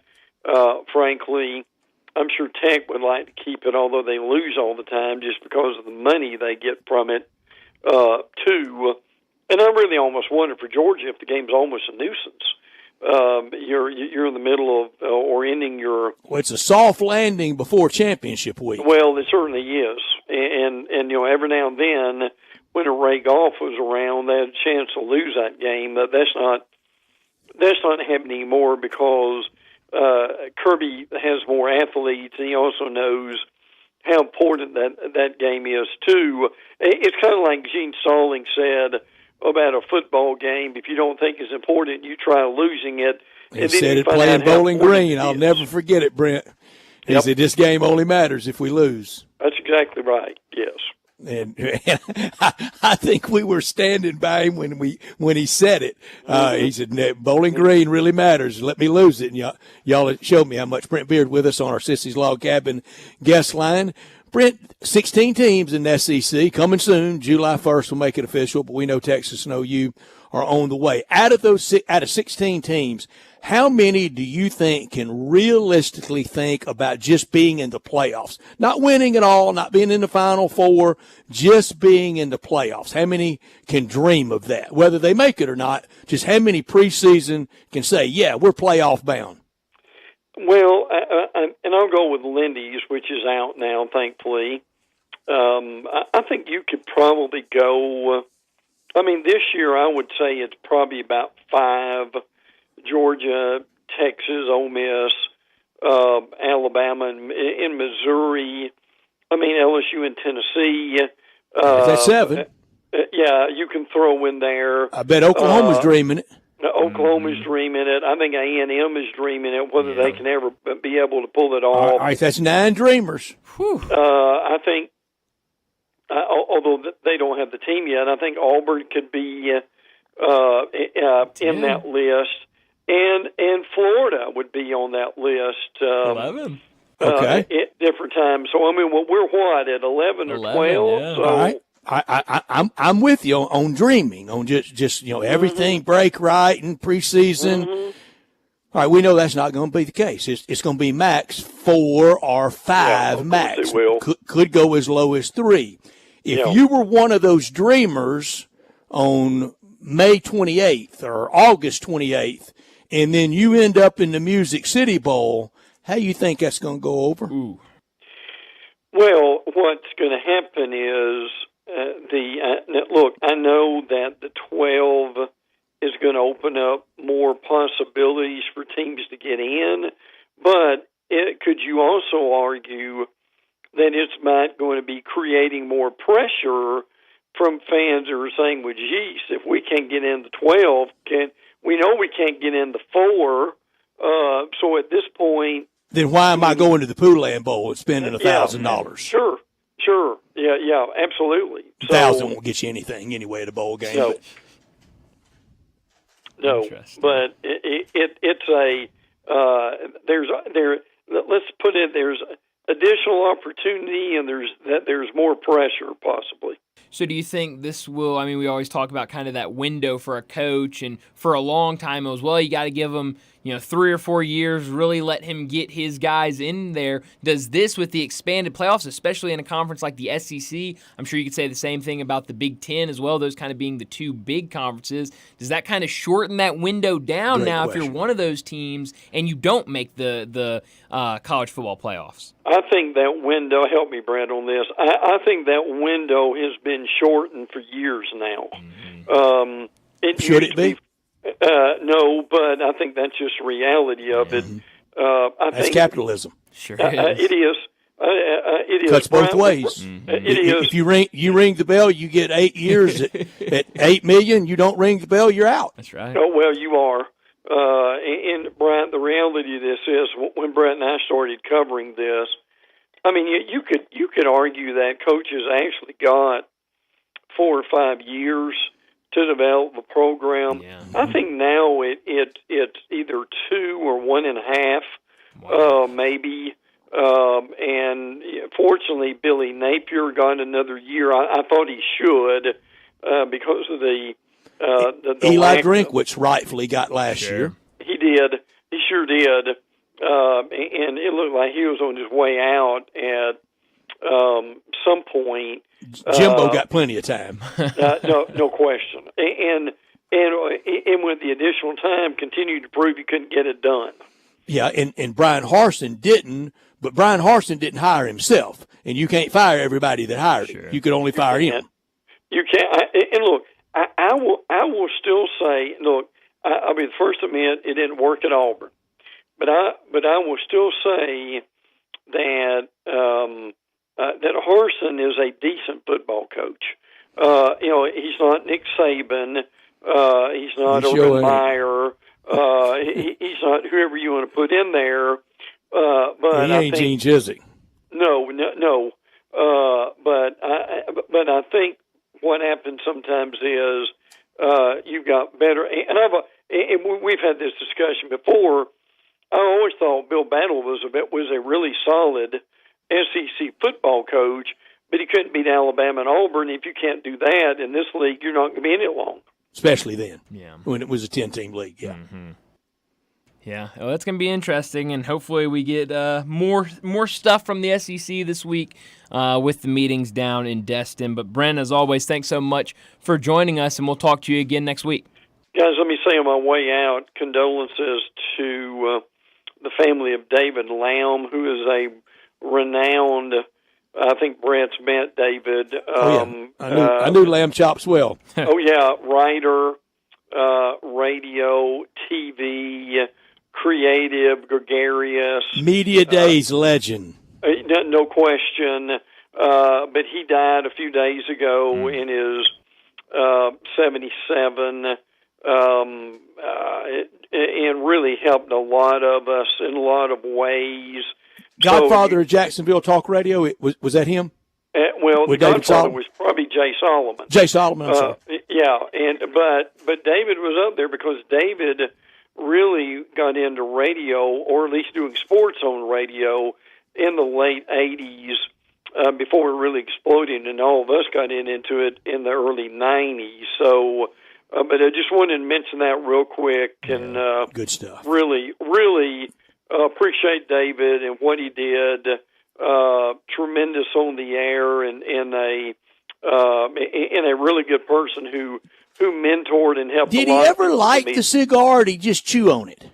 He chewed on it. That's funny you said that, but David was known to always having a cigar in his mouth. I never saw him taking a drag off of it, though. And particularly the last probably 10 to 15 years. Now, David would say to people, well, when you chew on it, you still get nicotine out of it. Now, I'm not a smoker, and I don't know that, but I've never had one in my mouth. But unfortunately, David's health went downhill. He had some car wrecks, some people that ran in the back of him, and he was difficult, David, to walk and so forth. But I don't know who would be similar to him in Memphis, but one of the greatest radio sports figures that we'll ever have in this area. Well, it was George Lapidus, and George introduced me to David Lamb at SEC Media Days years and years ago. I tell you another SEC Media Days legend we lost. He was a producer for Atlanta stations, and I would even see him at Super Bowls with Atlanta stations. A very nice man. Did you ever know Miller Pope, the producer for a lot of sports radio in Atlanta? No, but I saw that on Twitter, and I was and I certainly hated to see that, but I Miller was by me one year at Media Days, and anybody that's by me at Media Days, by the end of the week, I need an engineering hand from him. Because as Brian and anybody that knows me can attest, I can't screw a light bulb in. I get you. I really do. And, my 10-year-old granddaughter can do all that. Right. But, we need to bring her to Dallas with us, Brent. Yeah, really. Boy, really. She might be more helpful than some of the people there to help us. That's right. Oh, good stuff. Well, Brent, thanks so much. We'll talk to you again next week. Okay, brothers. Take care. Brent Beard joining us every single week from First Coast News in Jacksonville to talk college football, and a lot going on, especially with those SEC meetings going on down in Destin. Let's go ahead and get to a quick break. It was a busy week in the world of baseball this week, and Brett said when we last talked that he was going to watch a ton of baseball. He also does his first check-in on the standings on Memorial Day. So when we come back, we're talking a ton of baseball. Stick with us. You're listening to Sports Time. You already know you can listen to Sports 56 anywhere with the Sports 56 app or at sports56whbq.com. But you can also watch us daily with live video of all of our shows on Twitter, Facebook, YouTube, and Twitch. Welcome to Triumph Auto Sales, where you'll have a great car buying experience. Triumph Auto Sales is your #1 source of quality pre-owned vehicles ranging from lease returns to new car trades, all at huge savings. Plus, Triumph has a full array of financing options to meet your needs. Find your next car online at triumphautosales.com or stop in today at 4875 Elmore Road. Triumph Auto Sales will help you get the vehicle you want at the price you need and the service you deserve. For a great car and a great experience from a local and family-owned business, visit Triumph Auto Sales. It's time to have a good time at Mugshots Grill & Bar in Olive Branch and Carterville. Come by for half-price happy hour 2 to 6 Monday through Friday with domestic drafts and $3 snacks. Then try one of Mugshots' 19 specialty burgers, including the Mugshot Burger. Finish it in 12 minutes and it's free. Plus, you get a free shirt. Mugshots in Olive Branch, 6400 Goodman Road, and Mugshots in Carterville, 656 West Poplar. So cheers to great food, good drinks, and fun company at Mugshots Grill & Bar, where you're always having a good time. Brian Elder's Roofing Solutions. It's silly season in the life of your roof. I'm Brian Elder, 867-0303. The weather can be unpredictable, and I'm ready to get more life out of your roof with our award-winning Owens Corning Repair Team. We're the repair guys the other repair guys call when they can't find the problem. Leaks become black mold when ignored. That's why when you call me, I start my inspection in the attic.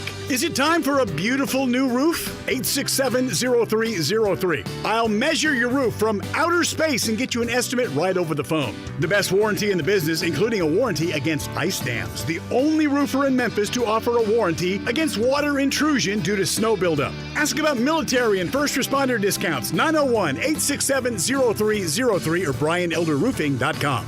Call 867-0303. Brian Elder's Roofing Solutions. Looking for sports in all the wrong places? Try the Owner's Box Sports Bar and Grill in Lakeland Town Square. Fun, friendly, exciting, and comfortable with wall-to-wall TVs for all your favorite games, 24 taps for all your favorite beers, including NA and local craft beers, and an in-front-of-the-wall full bar for all your other favorite beverages, including a full wine list. Add in an upscale menu, patio seating, daily specials, and events, and you found all your sports in the one right place. The Owner's Box Sports Bar and Grill in Lakeland Town Square, Highway 70. Are you aware? It's patio season. Family Leisure sure is. That's why they have factory direct pricing on swimming pools, spas, and even, yes, patio furniture. Yes, sir, it's indeed patio season. So come by Family Leisure and check out all the brand new 2024 patio furniture sets. And with patio season here, you know that pool season will be here before you even know it. So buy now to get in line for your pool installation and get pre-season pricing. Plus, you could save $1,000, $2,000, $3,000, even up to $5,000 on all spas and swim spas. Family Leisure has got special pricing on all in-stock saunas, theater seating, pool tables, and even outdoor kitchens. I love it when it's patio season because of all the fantastic deals that Family Leisure makes available just for you. Family Leisure, Whitten Road at I-40, where family and fun come together. It's time to get to Gossett Kia on the Pike so Bobby J can put you in your new Kia today. Want summer fun and 41 MPG? We Gossett with 2024 Kia Forte LXS. $199 a month, $34.99 due at signing. How about 282 miles of EPA estimated range with new 2023 Kia EV6 Win? $249 a month. Get extra room and extra fun with 2024 Kia Telluride LX. $357 a month, both $39.99 due at signing. All 24-month lease plus 0% APR for 48 months. Available on the all-new Kia EV9. And peace of mind with Kia's 10-year, 100,000-mile powertrain limited warranty. So hurry to Gossett Kia, 1900 Covington Pike. Online, KiaCovingtonPike.com. If you want it, we got it at Gossett Motor Cars. Include all rebates and incentives. Price excludes $695 PF. Lease includes PF $695, $650 acquisition fee, EV6 P5610964, MSRP $50,200, Telluride RG $510,849, MSRP $38,305, Forte LXS RE78169, MSRP $21,820. Must finance through Hyundai. Excludes tax title and license. See dealer for complete details. Offer valid through 5/31/2024 with approved credit. Dealer stock only. Ole Miss Rebel Yell is back. The Rebel Yell Hotline Radio Show is back on WHBQ Sports 56 and 98.5 FM. Every Monday night at 6, hear the latest news on your Ole Miss Rebels with Yancey Porter with 24/7 Sports. Former Ole Miss defensive tackle Mike Fitzsimmons Simmons, Gordon Ford covering SEC Sports Call, and former Ole Miss baseball announcer Gary Darby. From kickoff to free throw to extra innings, your Ole Miss sports on the Rebel Yell Hotline Show. Right here Monday night at 6 on Sports 56, 560 AM and 98.5 FM. Your Mid-South sports station.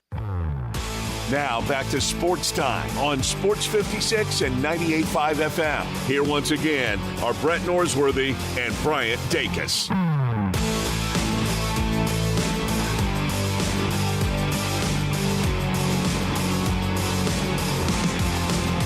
Well, it was a busy weekend of baseball as we had a lot of the conference tournaments ending on Saturday and Sunday. We had the selection show for college baseball yesterday morning on ESPN2, but also Major League Baseball, very busy weekend for them. Brett said on Friday, the last time we spoke, that he's going to watch a ton of baseball over the weekend. I know he takes his first look at the standings on Memorial Day, so that was yesterday. Brett, how much baseball did you watch over the weekend, and what did the standings tell you when you looked at them yesterday?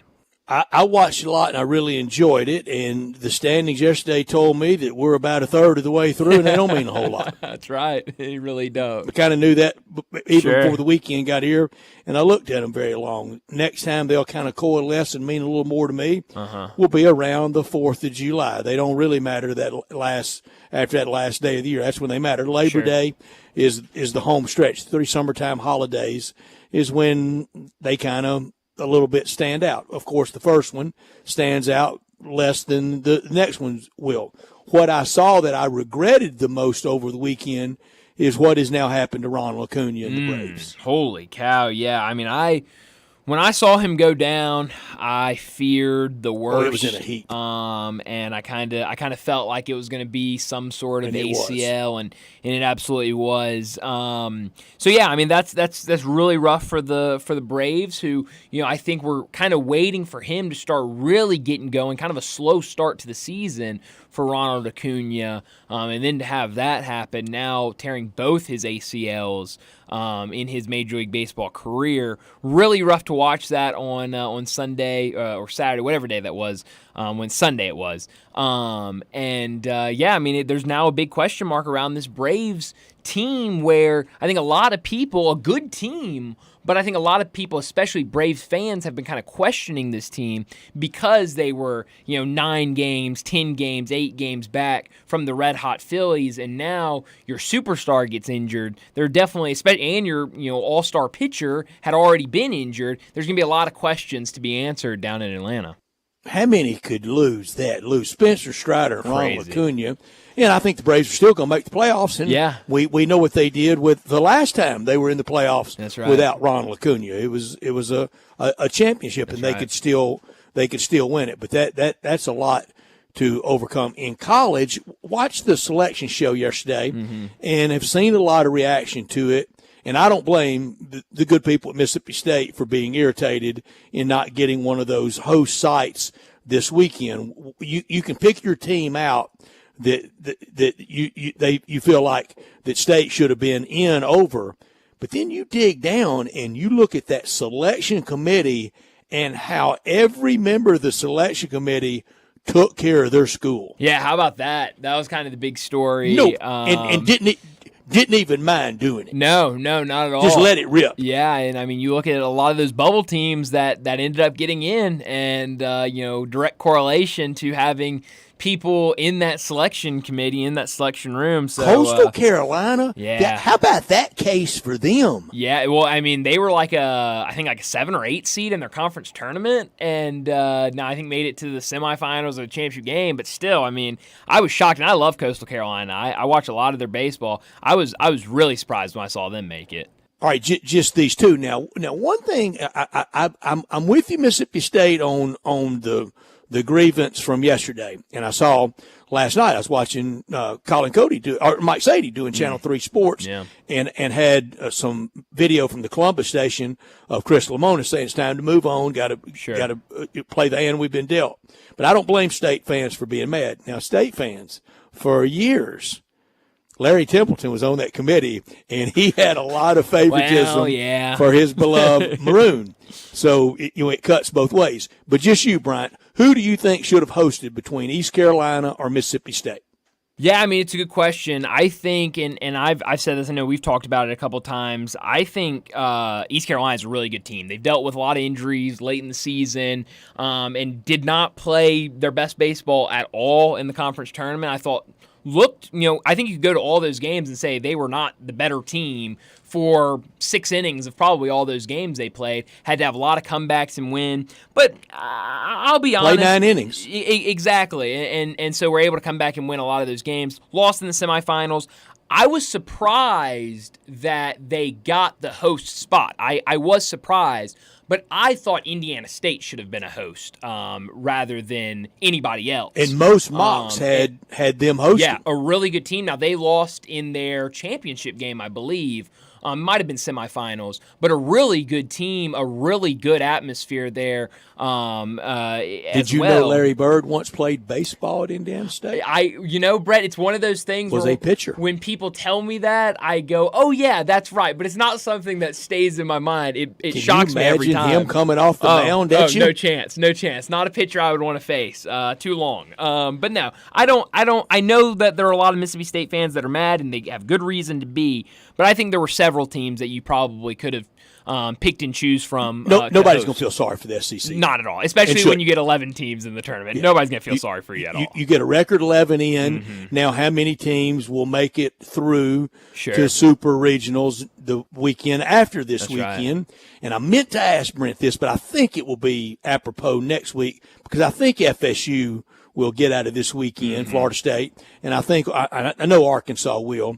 It really, and they earned it having a good year. Sure. That's really a Humpty bracket. I think they're in this weekend. We all know of FSU coming up short through all the years. Mike Martin, Dick Hauser, all the great coaches, all the great players, all the great programs they had. Isn't Arkansas rapidly approaching that FSU status for being the bridesmaid? They're definitely getting there, Brett. It's a great point. Wouldn't this year just really? I think so. Yeah, almost seal that status if it hadn't been sealed. They're playing against that. Yeah, and I think they will make it to Omaha. I think so. I think they will be a force there. But you had Arkansas and you had Kentucky, and you had Texas A&M. They might as well had a flashing light on in Hoover of we don't care. That's right. We want to go home. Yes, 100%. Tennessee wasn't motivated by that. No. They played their tail off. They sure did. And even late in that game, in the championship game, I mean, when LSU looked like they were going to come back and maybe make it a game, still found a way to finish that game and win it. I said last week, I think it's one of the more absurd events in college sports, the SEC baseball tournament. Sure. 12 teams were there, 11 except for everybody except Ole Miss was crazy. Is in the bracket, and you knew it a week ago that unless Ole Miss won it all, that those 11 were probably going.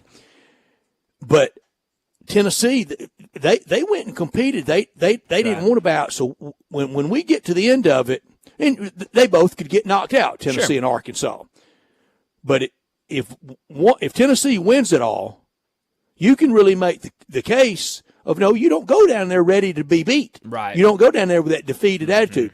But if Arkansas ends up winning it all and Tennessee's out early, Hoover, super absurd. Yeah, well, and I love what you said last week about, especially in baseball, it's so hard. Once you turn that switch off, it's really hard to flip it back on. And so we'll see. I mean, I think, I agree with you. I think Arkansas should make it out of this region. Now, La Tech will have something to say about that. So will Kansas State, two good teams. But I think they'll make it out of it. But we'll see with Arkansas and a couple other teams. And SEMO. How tough it is. SEMO, sure. But we'll see, how hard it is to flip that switch back up. Now, another team and I think this is the even better conspiracy theory about the selection for this NCAA tournament. College of Charleston did not make it, and that's a team that a lot of people were very upset about yesterday that they didn't make it. A really good College of Charleston team.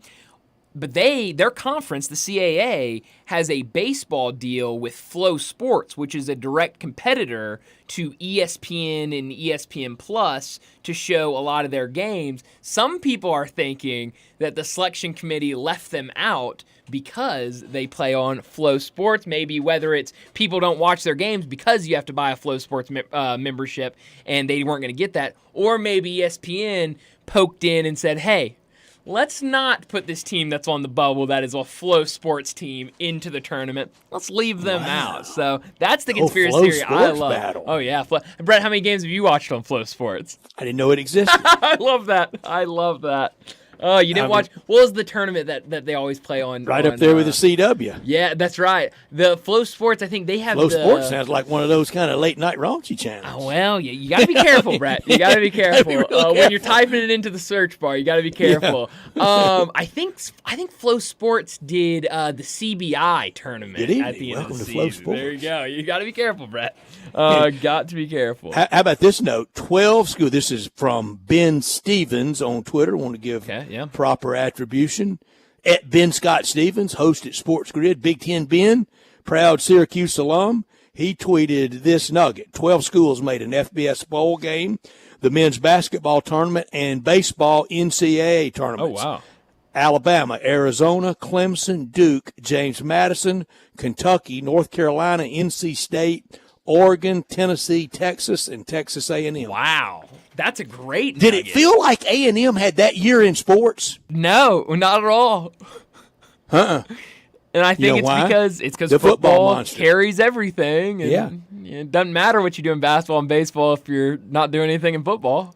Phil Knight has paid for a lot of winning, just not the ultimate trophy, has he? Yep, and that's that again. We were talking about it last week. Danny White's got Tennessee rolling, doesn't he? Oh, he sure does. It's really impressive what they have done in really every sport. And now you see that baseball team, number 1 overall seed. It's really interesting to watch that really entire athletic program and what they've been doing. But let's go ahead and get to a break. When we come back, it'll be time for Big Number of the Day.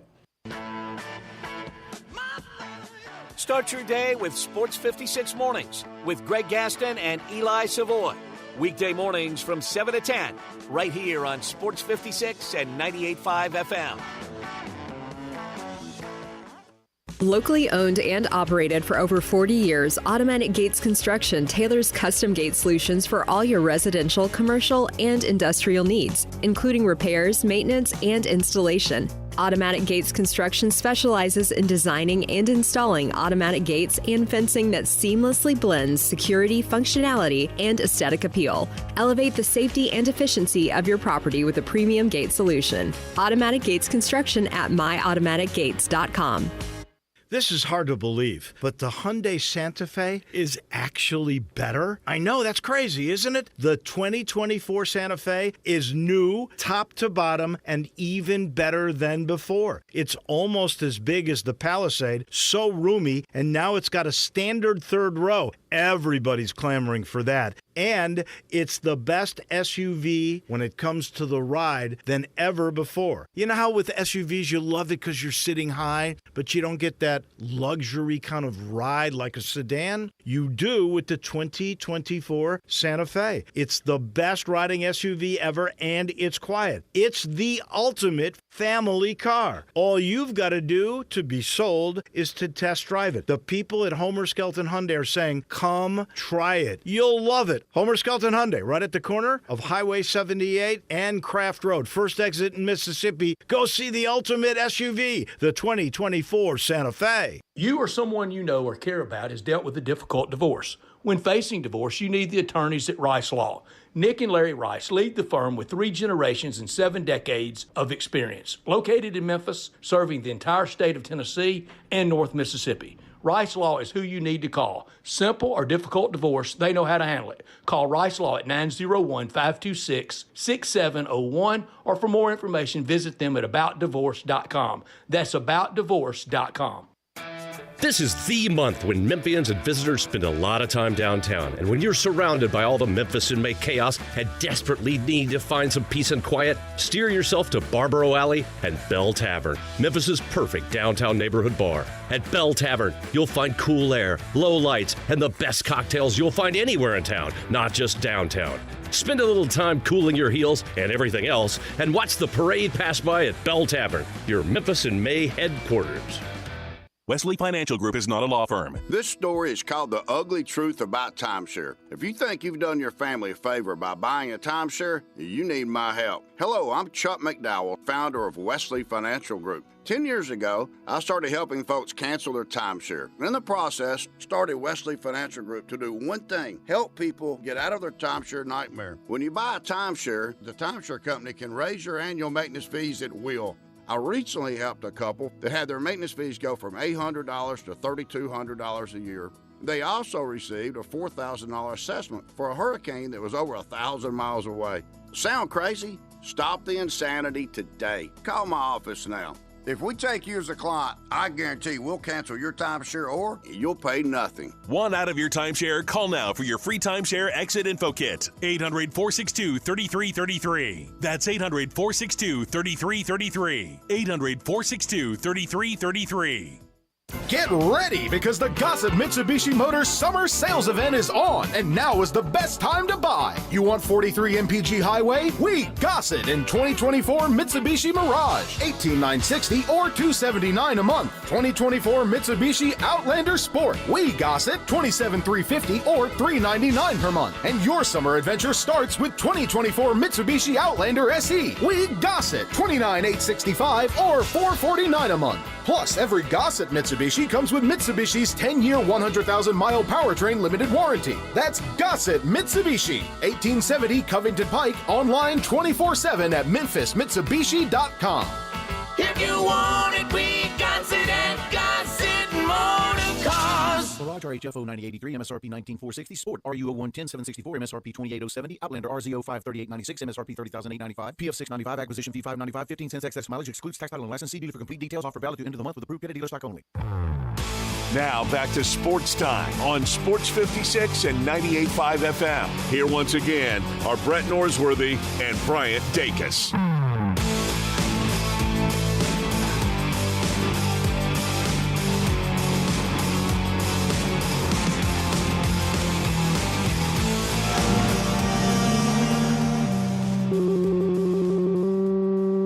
Big Daddy. Hello, Big Brand. It's a guy, he wants to be big, then he gets big, he doesn't want to be big anymore, then he gets small, but the suit's too big. Big Daddy. The big boy. You're a big guy. I think she's trying to pull a fast one on Big Daddy. The big number of the day. Well, I'm going to go ahead and call my shot with my big number. I'm going to affectionately name the Eastern Conference Final Series the most competitive and greatest sweep we have ever seen in NBA history. I mean, when you look at this game and how close it was, all of those games coming down to the wire, I'm going to say it's the most competitive sweep we have ever seen in NBA playoff history. So, by saying that, here come my big numbers. My first one is the number 90. I love the good number 90.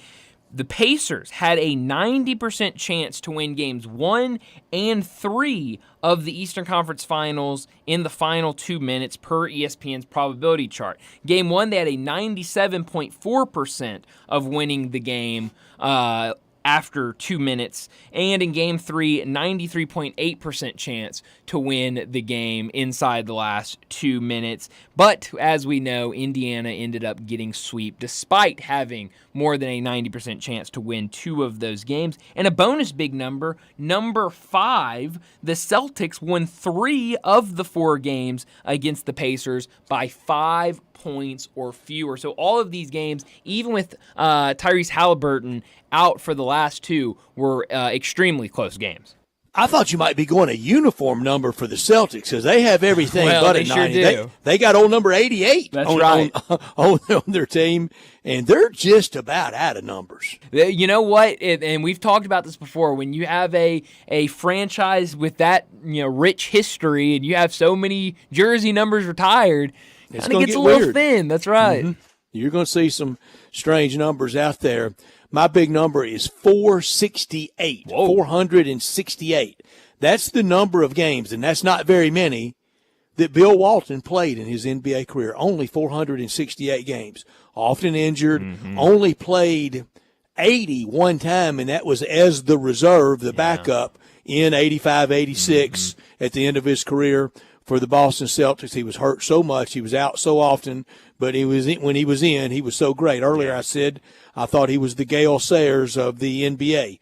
Gale Sayers only played in 68 games in the NFL. Holy cow. And strolled into Canton, and deservedly so. Bill Walton's in the Basketball Hall of Fame because of 2 NBA titles. And remember, the Basketball Hall of Fame is college and pro That's combined. Right. Yeah.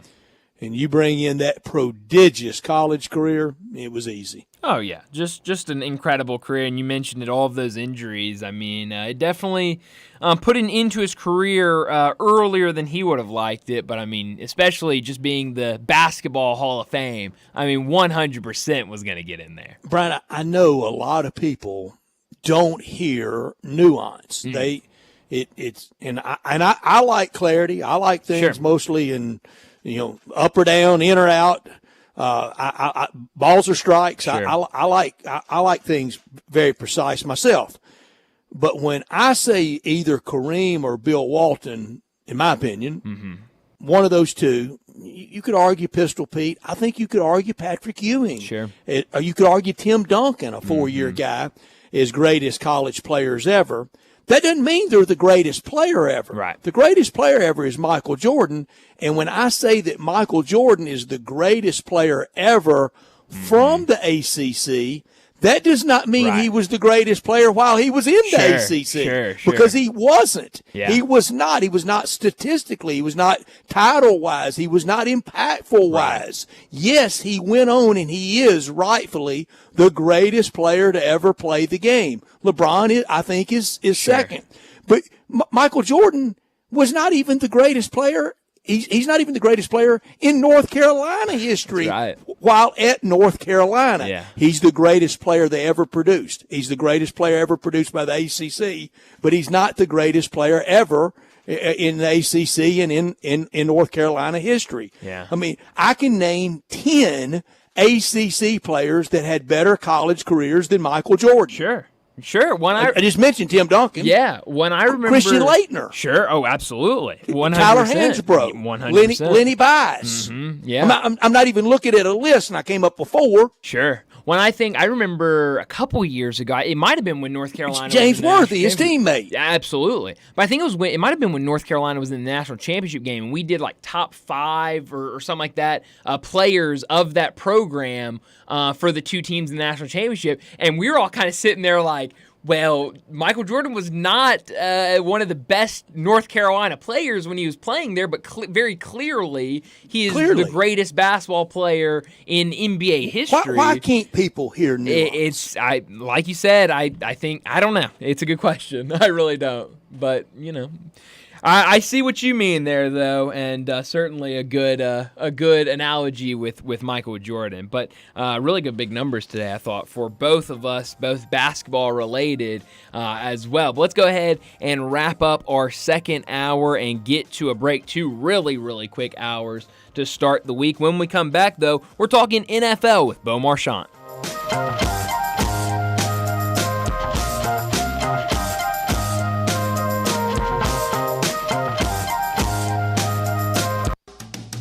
As the seasons change, so does the need for reliable home comfort. It's time to turn to the experts with Choates, where your family's comfort is our top priority. Right now, Choates is making it easier than ever to upgrade your home's climate control with our exceptional Carrier systems. There's never been a better time to enhance your comfort. Select from incredibly low monthly payments, 36 months no interest financing, or choose our $1,650 Cool Cash rebate instead and lower the upfront cost on select Carrier systems. It's not just savings, it's cool cash in your pocket. Low monthly payments, no interest financing, or cool cash rebates? Whatever you choose, you're choosing quality, reliability, and the trusted service of Choates. Call us today at 347-8086 or visit ChoatesHVAC.com to learn more about these incredible savings. But hurry, these deals are as fleeting as a cool breeze on a hot day. Choates, let our family serve your family.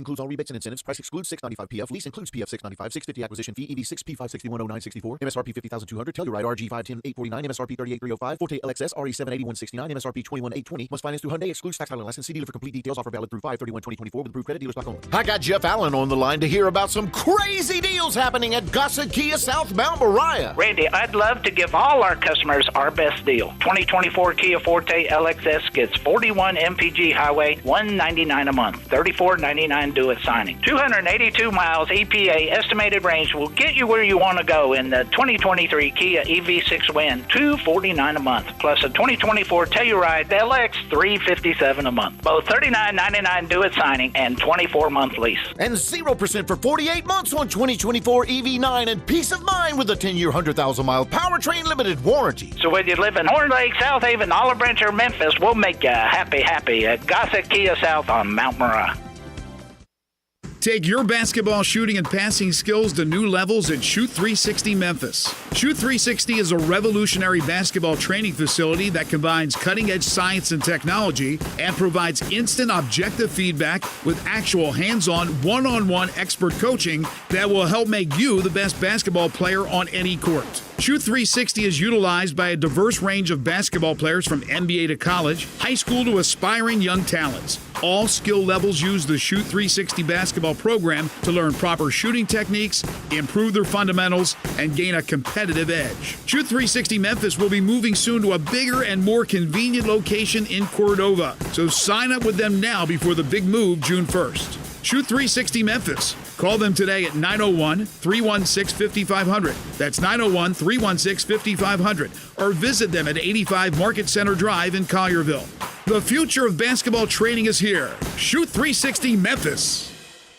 Looking for sports in all the wrong places? Try the Owner's Box Sports Bar and Grill in Lakeland Town Square. Fun, friendly, exciting, and comfortable with wall-to-wall TVs for all your favorite games, 24 taps for all your favorite beers, including NA and local craft beers, and an in-front-of-the-wall full bar for all your other favorite beverages, including a full wine list. Add in an upscale menu, patio seating, daily specials, and events, and you found all your sports in the one right place. The Owner's Box Sports Bar and Grill in Lakeland Town Square, Highway 70.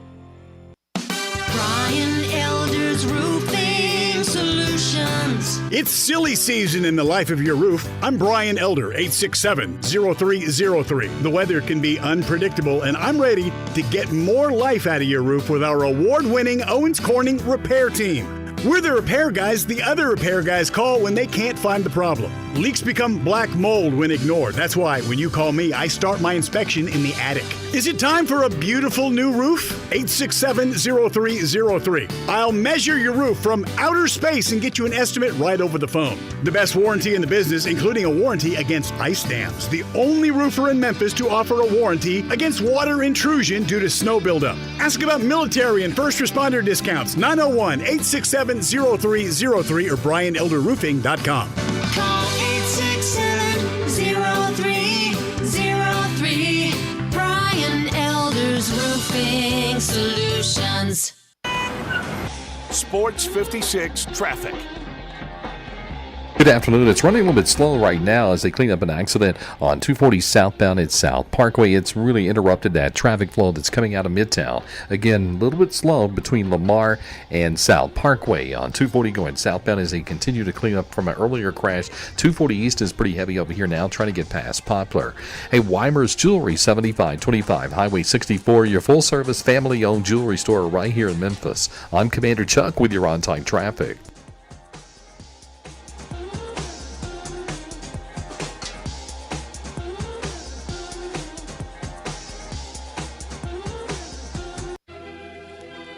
We are Sports 56, WHBQ Memphis, and W253DF Memphis.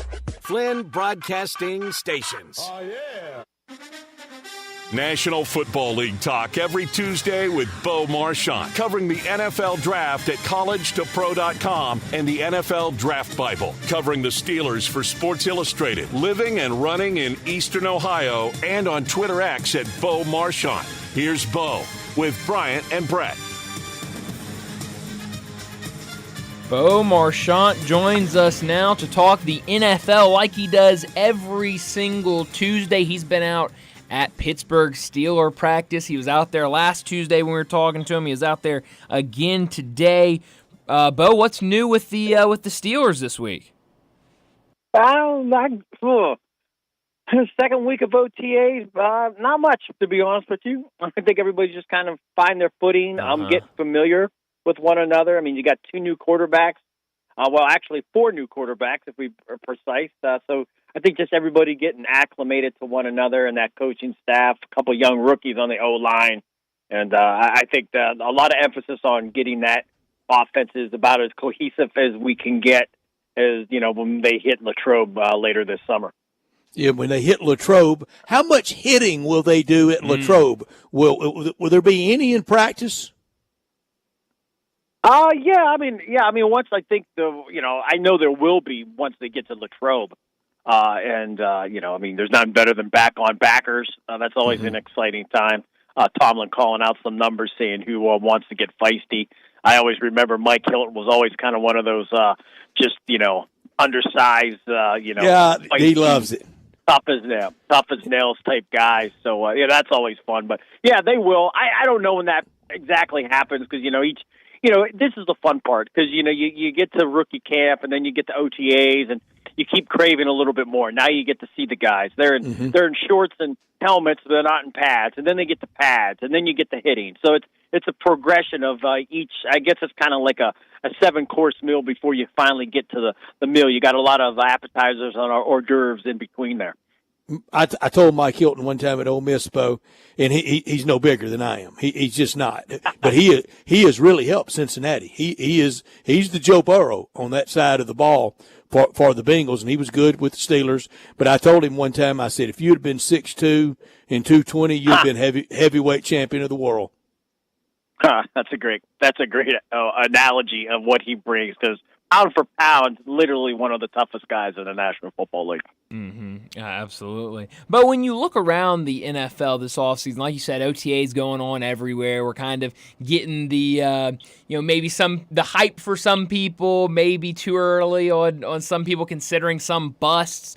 Who do you think going into this season will take that next step, whether it be, a rookie last year who really takes that step and kind of defining who he is as a player, or maybe just a guy that maybe takes that next step in their career? Who do you think are some maybe breakout players for this season?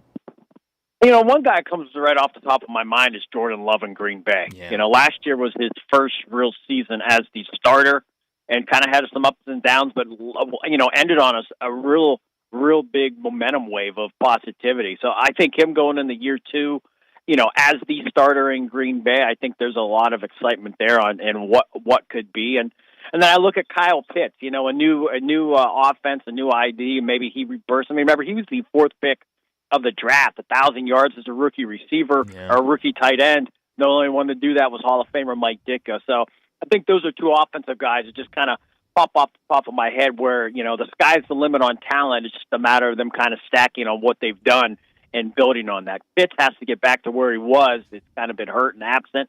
And for Love, just continue to do what he's been doing and see if he can become a premier quarterback at the next level. 4 weeks from today, we will have our first division quarterback ranking. Ooh. And I may start with the NFC North, the division you just mentioned that Jordan Love plays in, because we know what 1 and 2 is. It's Jordan Love or it's Jerry Goff. Take your pick. And then 3 and 4, 2 rookies. Yeah, and Caleb and JJ. That'll be a tricky one. I'm excited to think of what we'll come up with. If Justin Jefferson's still in Minnesota, then that'll be a clear favorite for Caleb Williams over McCarthy. But maybe if McCarthy and Justin Jefferson are still there in Minnesota. But I doubt anything happens from the next 4 weeks. But nonetheless, it's just something to kind of keep an eye on. Mm-hmm. Well, since you bring that up, where do you stand on this Justin Jefferson situation? Do you think something happens before the season starts, during the season, or do you think things will kind of get back to normal? What do you think happens ultimately with Justin Jefferson? I think at the end of the day, they end up giving him the money, and he remains in Minnesota. Yeah. It's hard to find a guy of his talent level, and especially with a young quarterback.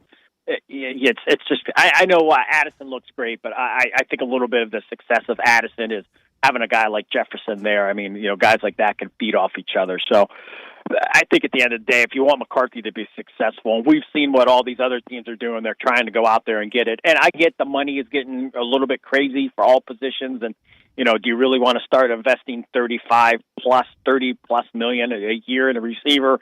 That's a lot of money, but nonetheless, it's hard to find guys that are top 5, top 3, maybe the best in the game at that particular position. So I always go back to the A.J. Brown, Traylon Burks thing.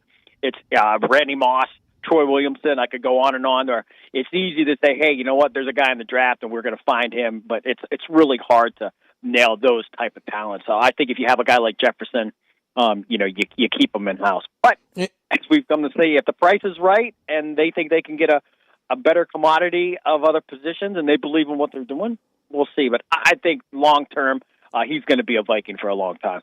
They have to re-sign him because look what it did to the Titans letting A.J. Brown leave.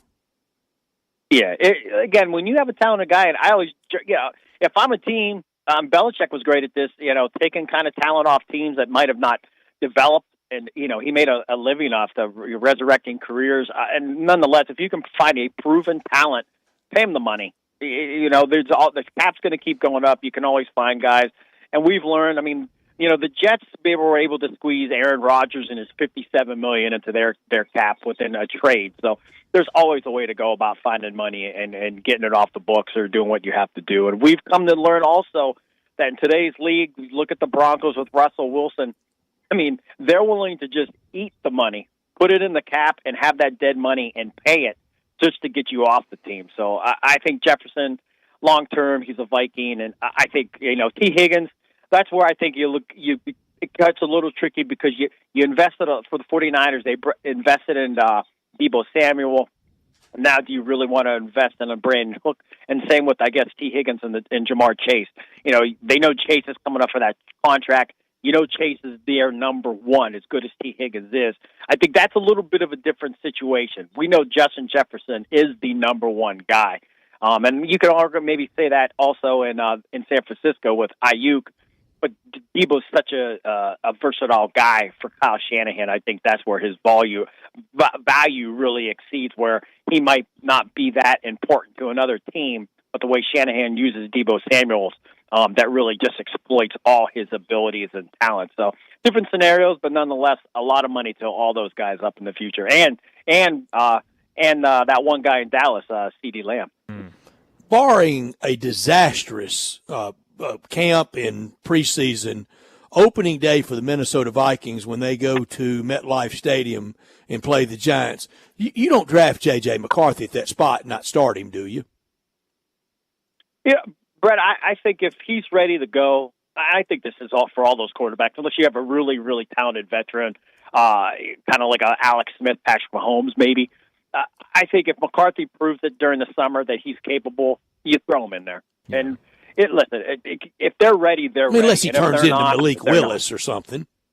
Yeah, and we'll know that. We'll know that. And listen, we know, coaches and the teams, they can say what they want, but when they invest a high pick in a guy, especially quarterback, and they sit when there's really not a proven product in front of them, it just means they're not developing fast enough, and they do want to hold off on eliminating their mistakes and not putting too much on their shoulders. But if they get it and they get it quickly, as we've seen time and time again, they can be a Russell Wilson. They can be a Dak Prescott. They could be a Justin Herbert. And if not, you're one of those Paxton Lynches where you just never get it, and you won't get it. You can be a Josh Rosen. It doesn't matter. It's just you're not going to get it. And these quarterbacks this year, we're going to have those guys. We'll see who the merit of all their value.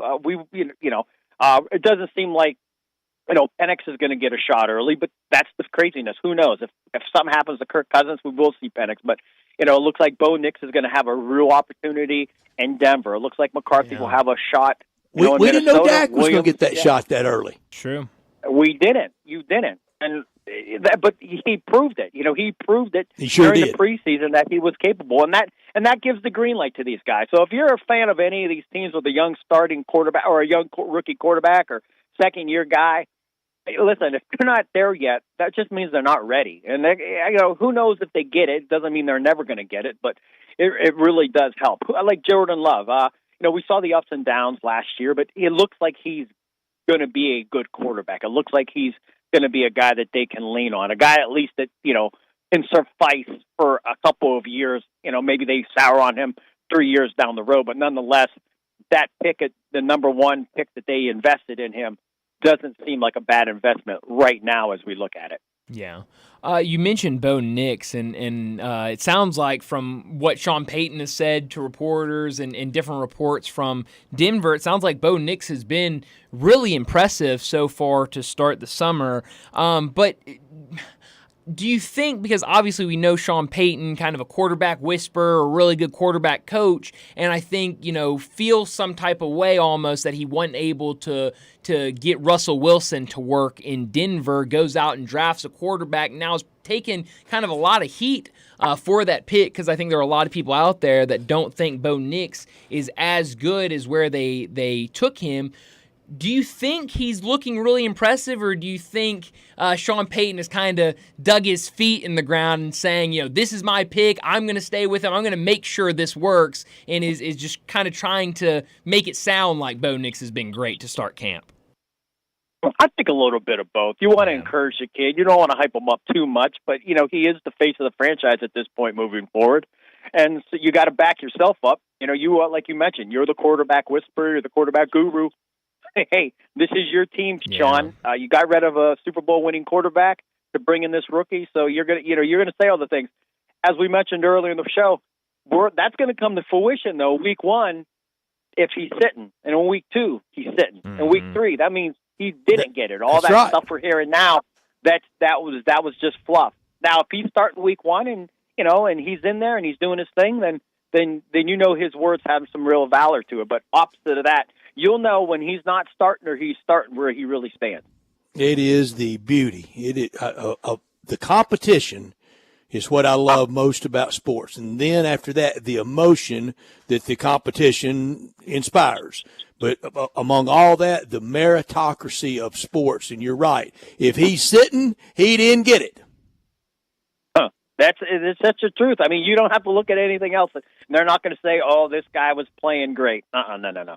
You invested in Bo Nix. You want this guy, especially for Denver. As I mentioned, some other cases where you have a talented veteran up front where you really know what you got going on.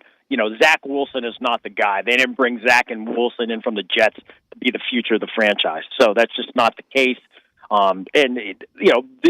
You hope as a Broncos fan that Bo Nix pans out.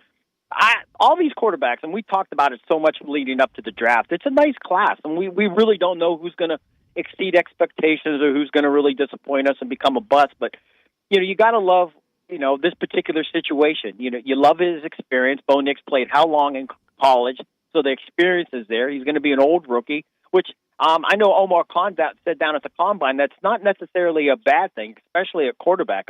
Maybe having these guys have this much more experience coming in is a good thing. So we count that as a plus, and he's in a system where I think, and this has been not rumored, but this has been mentioned by everyone. So I'm not the first to say this, but it just seemed like the way Bo Nix is, his abilities, and what Sean Payton likes to do, it really is a match made in heaven. If you compare any coach, OC, or offense to where they went, I think this is your best case scenario for a guy to prosper.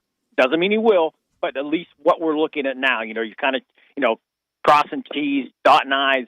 Bo Nix, Sean Payton would be the place. So, but again, week 1, we will find out. And by week probably 4 or 5 will really get a taste of where he's at if he's playing well or if he's not playing at all. Yeah, absolutely. Talking to Bo Marchant, he joins us every single week to talk the NFL, and earlier this afternoon we got breaking news from Houston. The Texans and wide receiver Nico Collins have agreed on a 3-year contract extension worth about $72 million, according to Diana Rossini. What do you expect this year from this Houston Texans team with Nico Collins getting his big payday? We know what that offense looked like last year. Do they take that next step this year? Another year for a lot of those guys, especially the head coach. What do you think we see in Houston this year? I hope we see more of what we saw last year, a team that just came out of nowhere and just dominated and, went to the playoffs, won the division.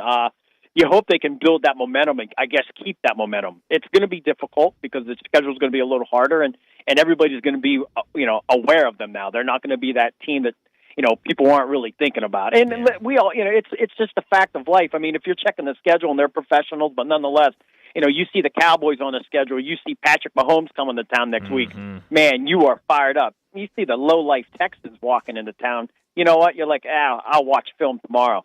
But not this year, So teams are going to be up for them. So that's the challenge of, D'Amico Ryans getting that team up and having them build. The way Stroud looked, it's hard to imagine him taking a big step backwards. And even Nico Collins, you think of where he was prior to last year, but the way that those guys gelled and the way that Stroud was able to bring Nico Collins to life, that's the fun part.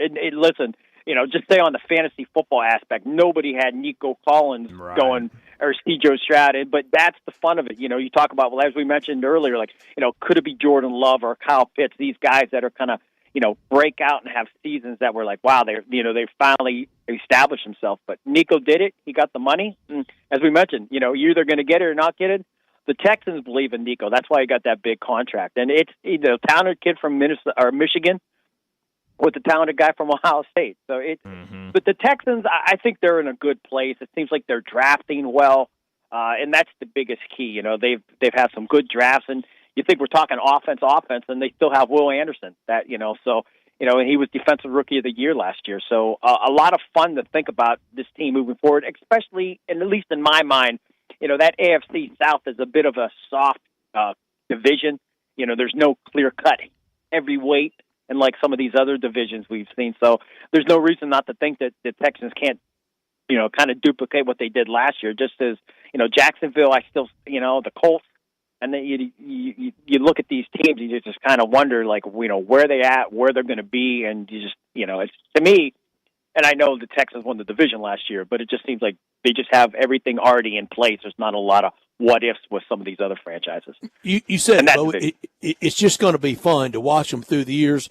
They got it right last year with a first-year head coach in D'Amico Ryans. They got it right on offense with a rookie in C.J. Stroud. They got it right on defense with a rookie in Will Anderson. It's going to be fun to watch them year. And you also nailed it on it's really never, especially since Peyton's retirement, or leaving the Colts, rather, after they released him, there just hadn't been a dominant team in that division. And the Texans and the Colts play on opening day, and Anthony Richardson, I mean, you almost can feel him saying to C.J. Stroud, if I hadn't got hurt, I was going to have the year you had.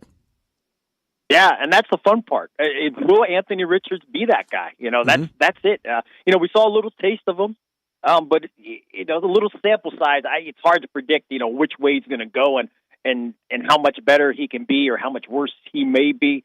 So I think for the Colts, it's still an unproven product. We just haven't had enough of Anthony Richardson. Again, as I mentioned so many times, I hope he becomes the guy. And the thing that scared me was, as big and as awesome as he is as an athlete, him getting hurt just kind of scares me. I hope that's just not a thing where, you see on the bottom of the ticker, Anthony Richardson out in the second quarter or something, shoulder. I hope he's able to stay healthy and become the guy. So, it's fun to, you think about, the AFC and you start to see all these, new faces. And I should probably even say on the NFC side too, we're finally, Brett, think about how long we've been talking and doing this show, and how many times it was Breeze and Brady and Manning and Breeze, Brady and Manning, and now it's none of those names, and there's just a whole new generation of young arms coming up here in the league. Yeah. And they never miss. Nope. It's fun. It's. I'm excited for that. I'm excited for every season, but I just think there's so many storylines. Anthony Richardson. We saw a little bit of him last year, but he looked great. And now this AFC South. They went from no quarterbacks. Now you got Lawrence and you got Richardson and you got C.J. Stroud. Will Levis, and is he going to become a guy? He got his moment. Yeah. The Titans feel like they're a little bit in the wilderness right now, but let Levis show that he can do it, and they're right there in the mix. Yeah. And they are. They will be right there in the mix. And I like Callahan. I think Callahan will do a good job there. Some of these guys, and you always get, if you go back and look at the history of the NFL, especially recent, these guys that have quick success early, it seems like, they get that quick shot at a Super Bowl. Maybe the best, like a Sean McVay. You get that quarterback, new coach, instant success, that early Super Bowl run. So that's why I look at like Stroud and D'Amico, and they kind of have that, it's kind of like the formula, like how they get there so fast. Quarterback, boom. Head coach, boom. Success, boom, boom. And then usually get that, year 2 or 3 window, they usually get that opportunity to go to the Super Bowl. It doesn't mean they'll win it, but nonetheless, look at Zach Taylor with the Joe Burrow. It's that quick accent. It's that boom, boom, and they're in. Doesn't mean they might get back. Doesn't mean that, but that initial maybe 3-year window, it's amazing how many of these new coaches, if the quarterback's there, they get that shot early at the Super Bowl. Yeah, well, it's going to be fun. It's already been fun seeing a lot of guys out there throwing the ball around, but as we get closer and closer, that excitement is only going to heat up. But, Bo, as always, thanks so much for joining us. We'll talk to you again next Tuesday. Yep, much love to you guys. Stay safe. Thanks, Bo. Bo Marchant with us talking the NFL. Can you believe we're getting this close to starting the quarterback rankings? It's right around the corner, Brett. Who would have thought? Not me, I can tell you that much. What division should we start with? Oh, man, you'd flip a coin and decide.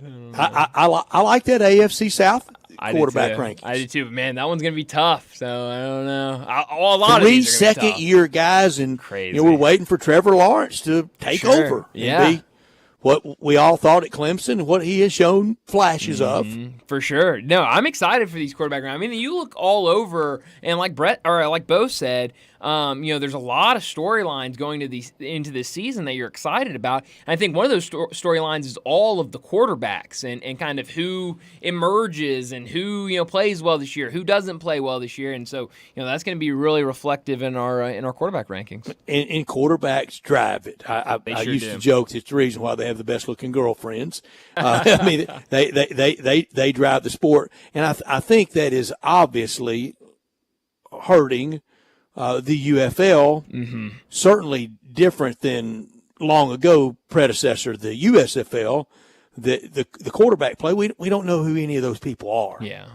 I mean, and you've said it, and we've talked about it a lot. I mean, you can just see the quarterback play, and there's only so many people, so many guys that can go out there and be high level quarterbacks, and you see that difference when watching these different leagues. And the old USFL, in the early 80s, sure, it stole players that the NFL wanted, like Jim Kelly and like Doug Flutie and Steve Young and others. It had kind of rambling career guys like a John Reeves that had a little something left. But even here in Memphis, a phenom like Walter Lewis that was eventually beat out for the job by Mike Kelly. Mike Kelly would be Tom Brady in this modern UFL. Sure, yeah. I mean, and there's a lot of them. You mentioned, I mean, just the way the leagues were just so different. I mean, you saw the USFL going out and getting these big-time names and these big-time players, and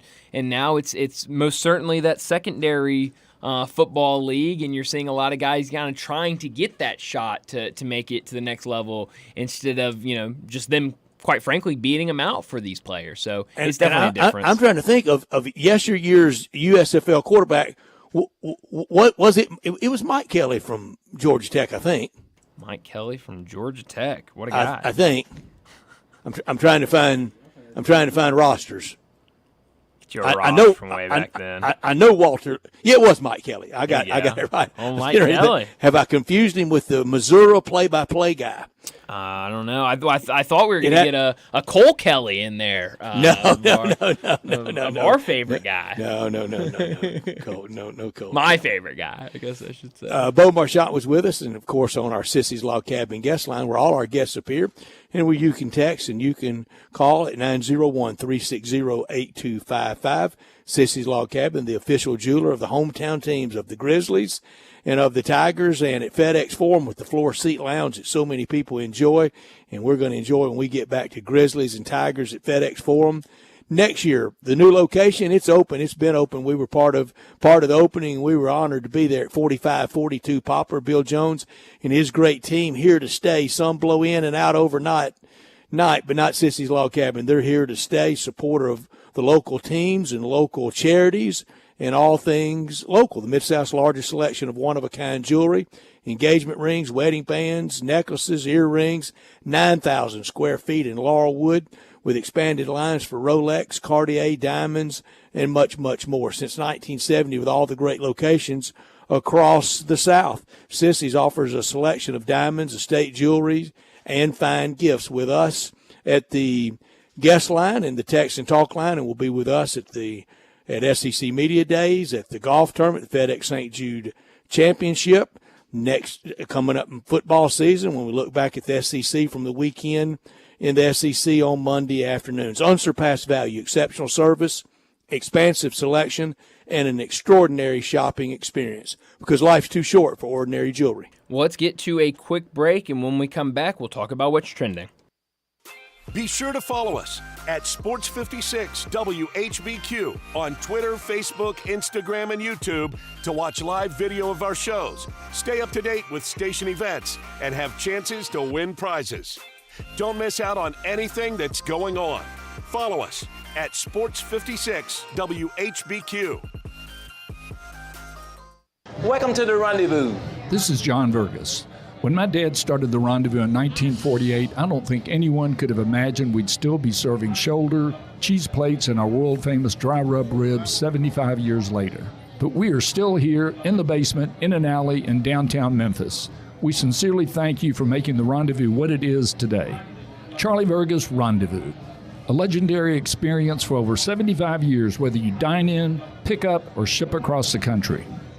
Top Gun is the largest indoor range in the Mid-South, but size isn't their only difference. Top Gun has the best instructors with over 300 years combined experience and classes all the way from first shot to master marksmanship. Plus, Top Gun is affordable. Gold membership is just $48 a month. That's just $1.60 a day for unlimited range time, free gun rentals with purchase of ammo, and members lounge access. Top Gun 2770 Witten Road and TopGunMemphis.com. Always shoot with the best. Top Gun Memphis. It's time to get to Gossett Kia on the Pike so Bobby J can put you in your new Kia today. Want summer fun and 41 MPG? We Gossett with 2024 Kia Forte LXS. $199 a month, $34.99 due at signing. How about 282 miles of EPA estimated range with new 2023 Kia EV6 Win? $249 a month. Get extra room and extra fun with 2024 Kia Telluride LX. $357 a month, both $39.99 due at signing. All 24-month lease plus 0% APR for 48 months. Available on the all-new Kia EV9. And peace of mind with Kia's 10-year, 100,000-mile powertrain limited warranty. So hurry to Gossett Kia, 1900 Covington Pike. Online, KiaCovingtonPike.com. If you want it, we got it at Gossett Motor Cars. Include all rebates and incentives. Price excludes $695 PF. Lease includes PF $695. $650. Yep,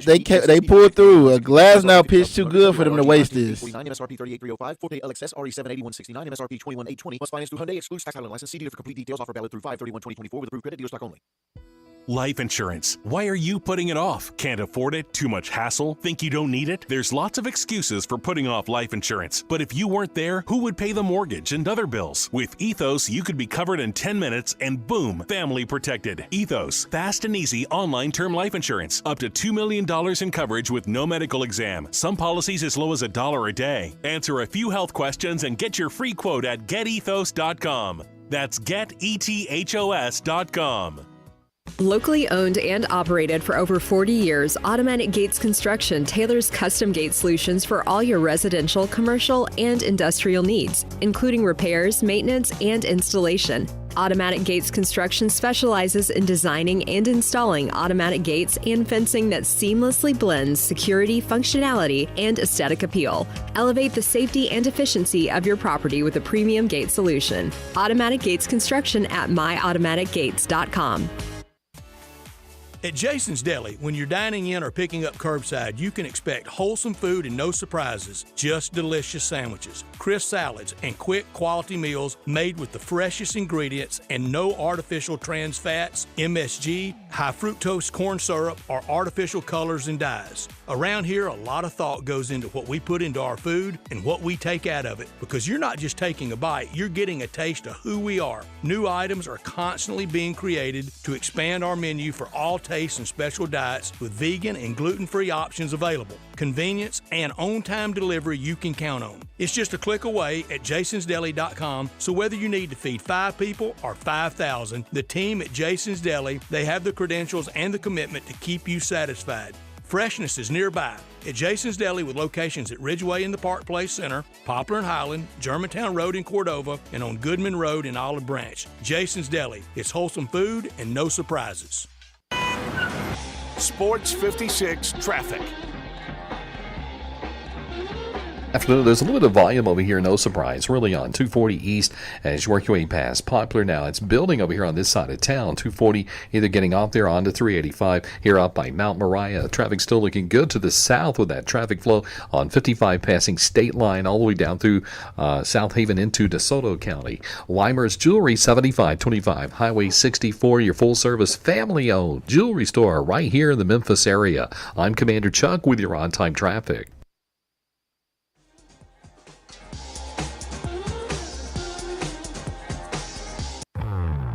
Now back to Sports Time on Sports 56 and 98.5 FM. Here once again are Brett Norsworthy and Bryant Dacus.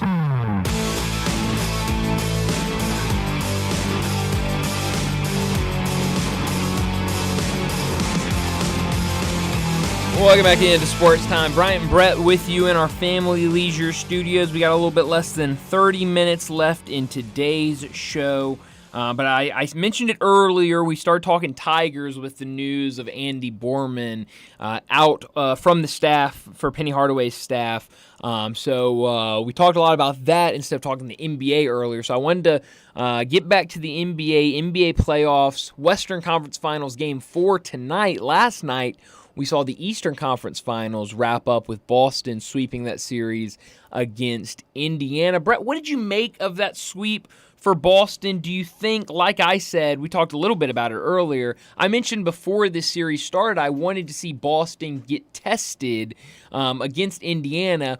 What do you think about this Boston team coming out there? You've seen a lot of people on social media, on television, writing about it, how this team hadn't been tested. It's been a very easy trip to the NBA Finals. What do you make of the Celtics team going into the Finals? Boston can't win when they have the one-game scare at home in Game 2 of each of the first 2 series. Mm-hmm. Oh, look out, they're wobbly.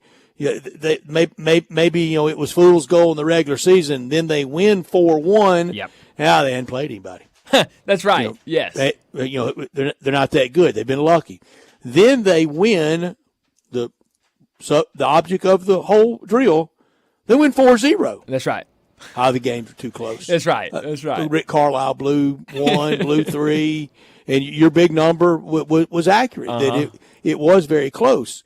It as Keith Smith did last Thursday with us when he went almost full Herm Edwards. The object of the sport is to win and advance. That's right. They have it. It's not enough. Another thing for Boston, and especially now that we're seeing a lot of archival video of the good old days with Bill Walton and Larry Bird, they're always playing against the rafters. That's true. That's a great point, Brett, because everyone sees that rich history and think back to those days. You look down at that floor and you look up at those rafters, and you think they're supposed to be small G-O-D-S's. Right. Yeah. They're supposed to be basketball gods. No, all they got to do is be the best team for the next 2 weeks. That's right. Yeah. No, you're absolutely right. And they're finding ways to win. I love what Brian Geltzeiler said about 2 hours ago when we were talking to him when he said, you look at this team, they've lost 2 games in the playoffs, and everybody wants to say they haven't done enough. Can't do this, can't do that. Yeah, whatever. They've lost 2 games. I mean, that's incredible. Whatever team it is, however I it's think done. there's, and I mentioned, I think there's wanton disrespect for Joe Mazzulla. Sure. I admit it, confessional. I don't know how much I have for him. Yeah. No, I think he looks really young too. It shouldn't be like that. He does.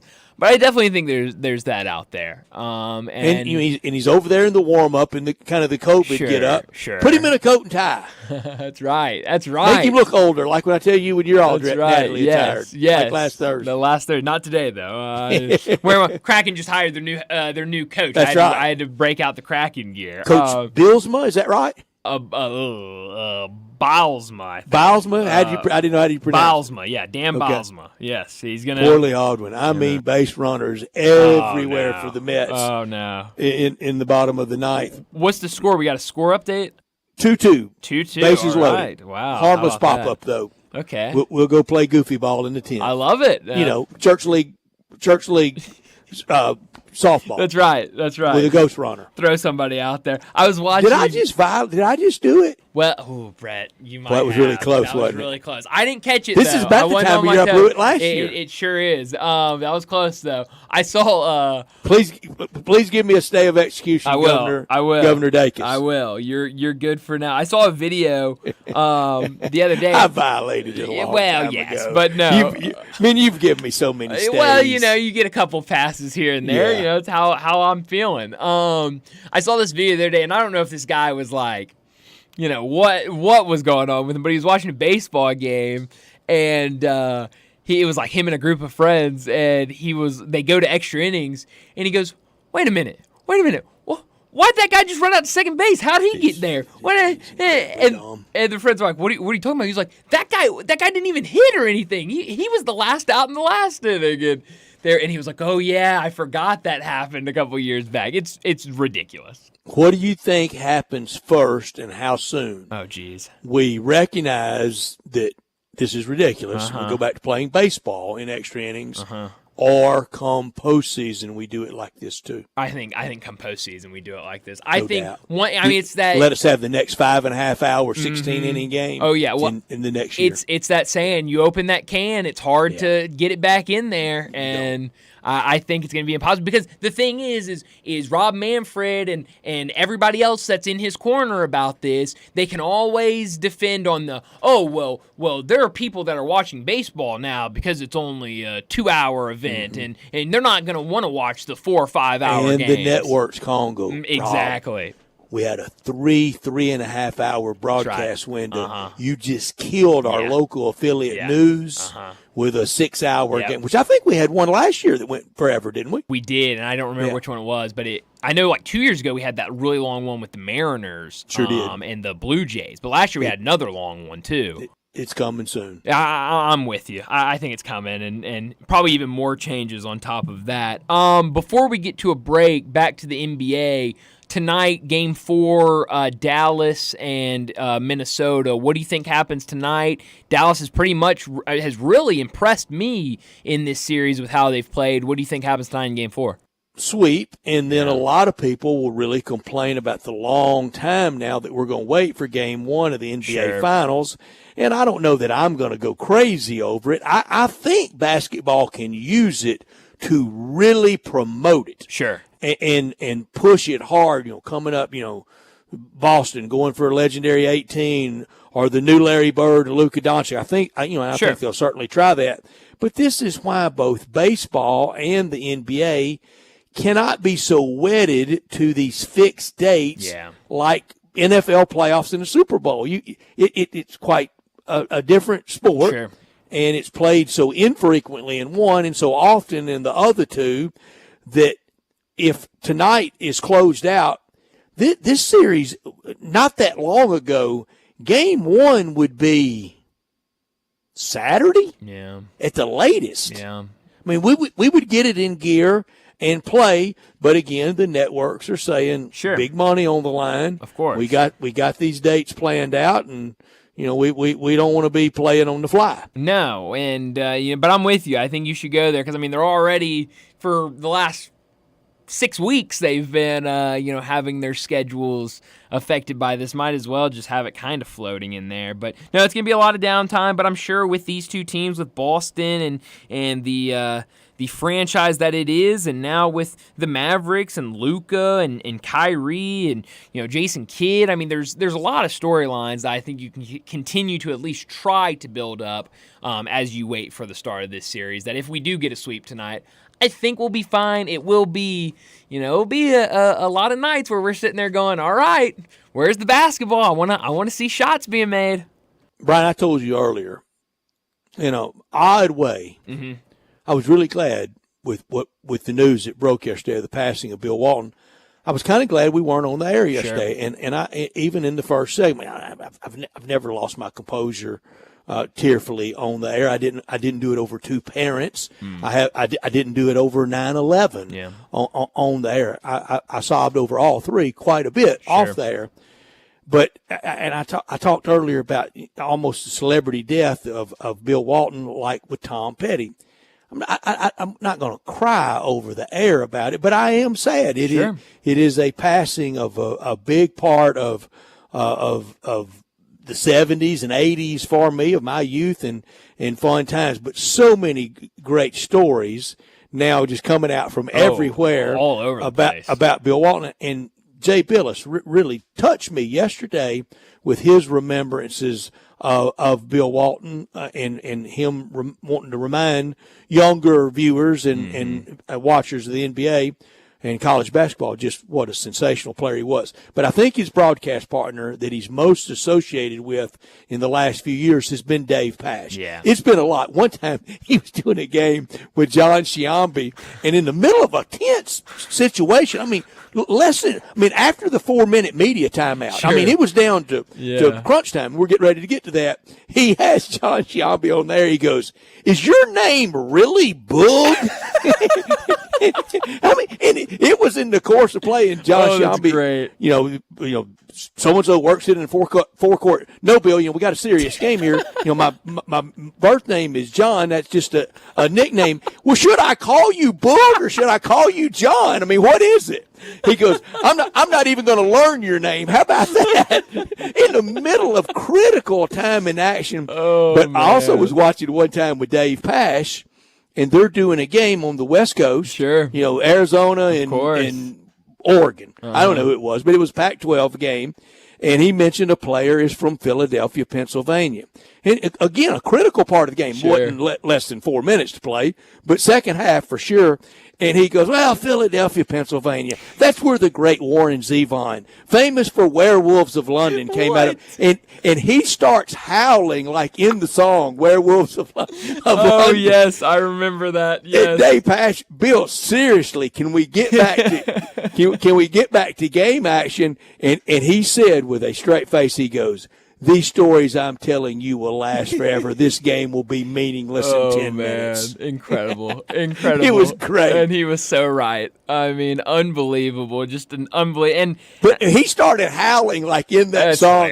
I was rolling watching. I mean, just an unbelievable special talent on television. And just, you never knew. I honestly think there were a lot of people that tuned in for late night Pac-12 basketball, not caring, maybe sometimes not even knowing who was playing, just knew that, Bill Walton was going to be on this game, and I've got to hear what he says tonight because it's going to be something off the wall that you don't expect. I was reading a story today, which I don't know the motivation, but he was always listed as 6'11", in his playing days. Sure.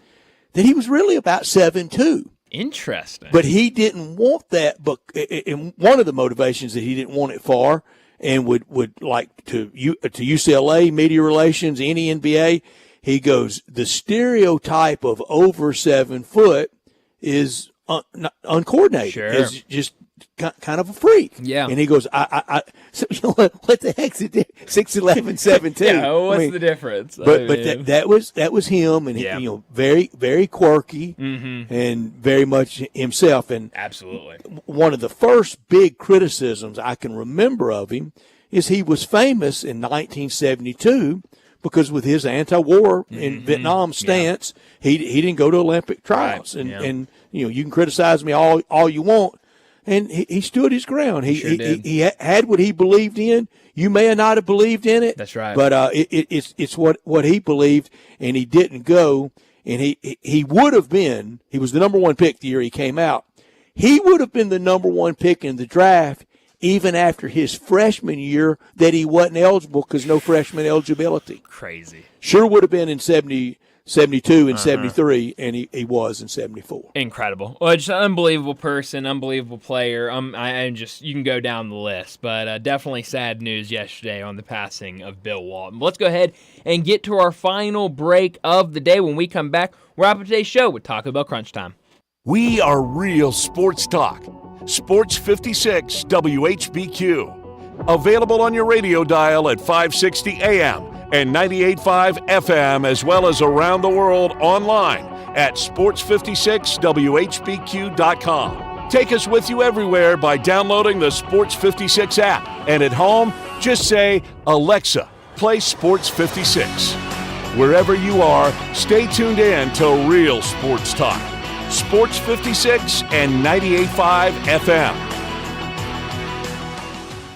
It's time to have a good time at Mugshots Grill and Bar in Olive Branch and Collierville. Come by for half-price happy hour 2 to 6 Monday through Friday with domestic drafts and $3 snacks. Then try one of Mugshots' 19 specialty burgers, including the Mugshot Burger. Finish it in 12 minutes and it's free. Plus, you get a free shirt. Mugshots in Olive Branch, 6400 Goodman Road, and Mugshots in Collierville, 656 West Poplar. So cheers to great food, good drinks, and fun company at Mugshots Grill and Bar, where you're always having a good time. Rick's Powder Coating for a beautiful finish every time. Rick's Powder Coating specializes in automotive, ornamental, residential, and industrial coating. With 2 conveyor lines and the largest batch ovens in the Mid-South, Rick's can accommodate all of your powder coating needs. Locally owned and operated since 2002, Rick's Powder Coating will customize a beautiful finish just for you. Drop by or call to see how Rick's Powder Coating can bring color to your life. 901-367-2771 or rickspowdercoating.com. You know, one thing we never talk about is how family-friendly Central Barbecue is. Always has been. At any Central Barbecue location. And there are a lot of them. You know your kids will have a good time and a great meal. The kids' menu is perfect. Everything from a grilled cheese to a junior barbecue sandwich to a hot dog, junior chicken sandwich, or classic mac and cheese, and they all come with a side and a small drink, all at a great price. You just left me with literally nothing to say about kids at Central Barbecue. I was just trying to be thorough. You covered everything. What am I supposed to talk about? The parking? You just sold the whole commercial. Hey, Mid-South, I've got Marty McNay getting back to the past on these prices at Gossett Volkswagen Germantown. This is heavy, Doc. I mean, Randy. Let's go with 42 MPG Highway and a 2024 Volkswagen Jetta SE for $249 a month. Or take your pick from a 2024 Tiguan S or 2024 Taos SE for only $279.28 a month. Great Scott, McNate! You got it going on at Gossett Volkswagen Germantown on Winchester Road. Let me hit those deals again. 2024 Volkswagen Jetta SE, $249 a month, or take your pick. 2024 Tiguan S or Taos SE, $279.28 a month. Your future is whatever you make of it, Randy, so let us help you make your future down here at Gossett Volkswagen Germantown, 7420 Winchester Road, or shop online at GossettVWG.com. All 36-month lease, 7,500 miles per year, 20 cents excess mileage. Jetta number RMO 46526, MSRP 26,996. Tiguan RM 103,910, MSRP 31,363. Taos RM 00174, MSRP 31,414. Includes all credit and incentives. PF 695. Excludes DTNL. See dealer for complete details. With approved credit dealer stock only. Offer expires into the month. Brian Elder's Roofing Solutions. It's silly season in the life of your roof. I'm Brian Elder, 867-0303. The weather can be unpredictable, and I'm ready to get more life out of your roof with our award-winning Owens Corning repair team. We're the repair guys the other repair guys call when they can't find the problem. Leaks become black mold when ignored. That's why when you call me, I start my inspection in the attic. Is it time for a beautiful new roof? 867-0303. I'll measure your roof from outer space and get you an estimate right over the phone. The best warranty in the business, including a warranty against ice dams. The only roofer in Memphis to offer a warranty against water intrusion due to snow buildup. Ask about military and first responder discounts. 901-867-0303 or BrianElderRoofing.com. Call 867-0303. Brian Elder's Roofing Solutions. Now back to Sports Time on Sports 56 and 98.5 FM. Here once again are Brett Norsworthy and Bryant Dacus. This is pretty cool, and we're just getting started, so.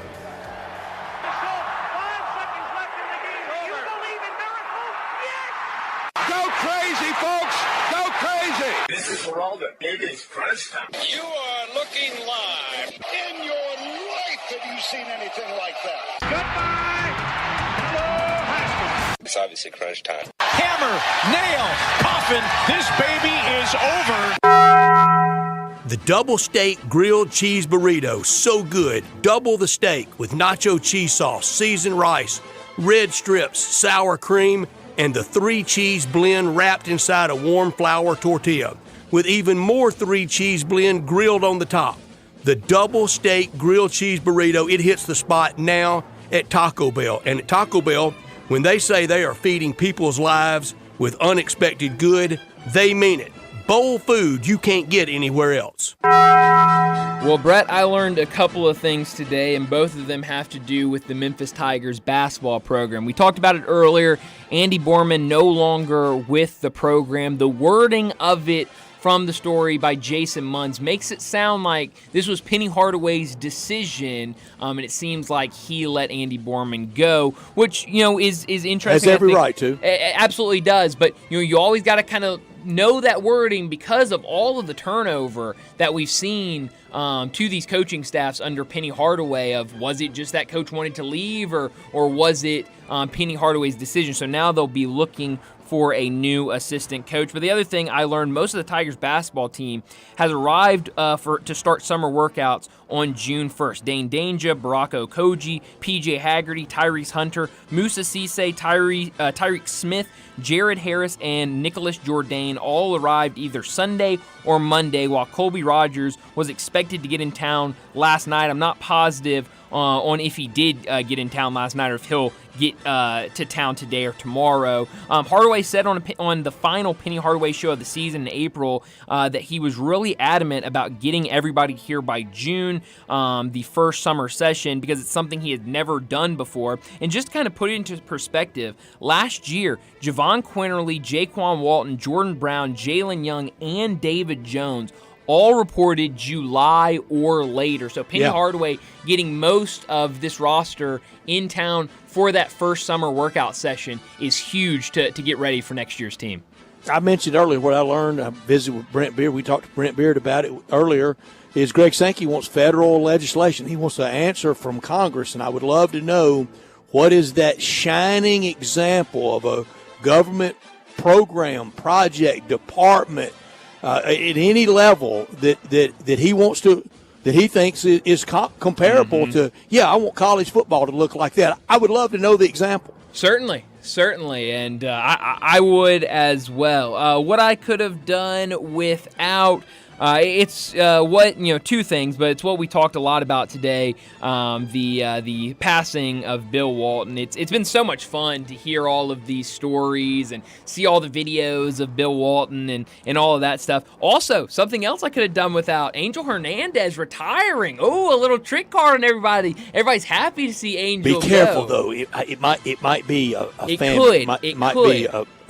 health issue. So I don't want to blast him. When Brett, that's why I have it as something I could have done without, because I think too many people are too quick to jump on Angel Hernandez. Now, it sounds like he's been working with MLB to try to figure out when or how he was going to go about leaving and kind of get all the money. He's been bad. And he's been bad. But let's not hop on him too early before we have all of the facts. One more Dave Pash, Bill Walton story.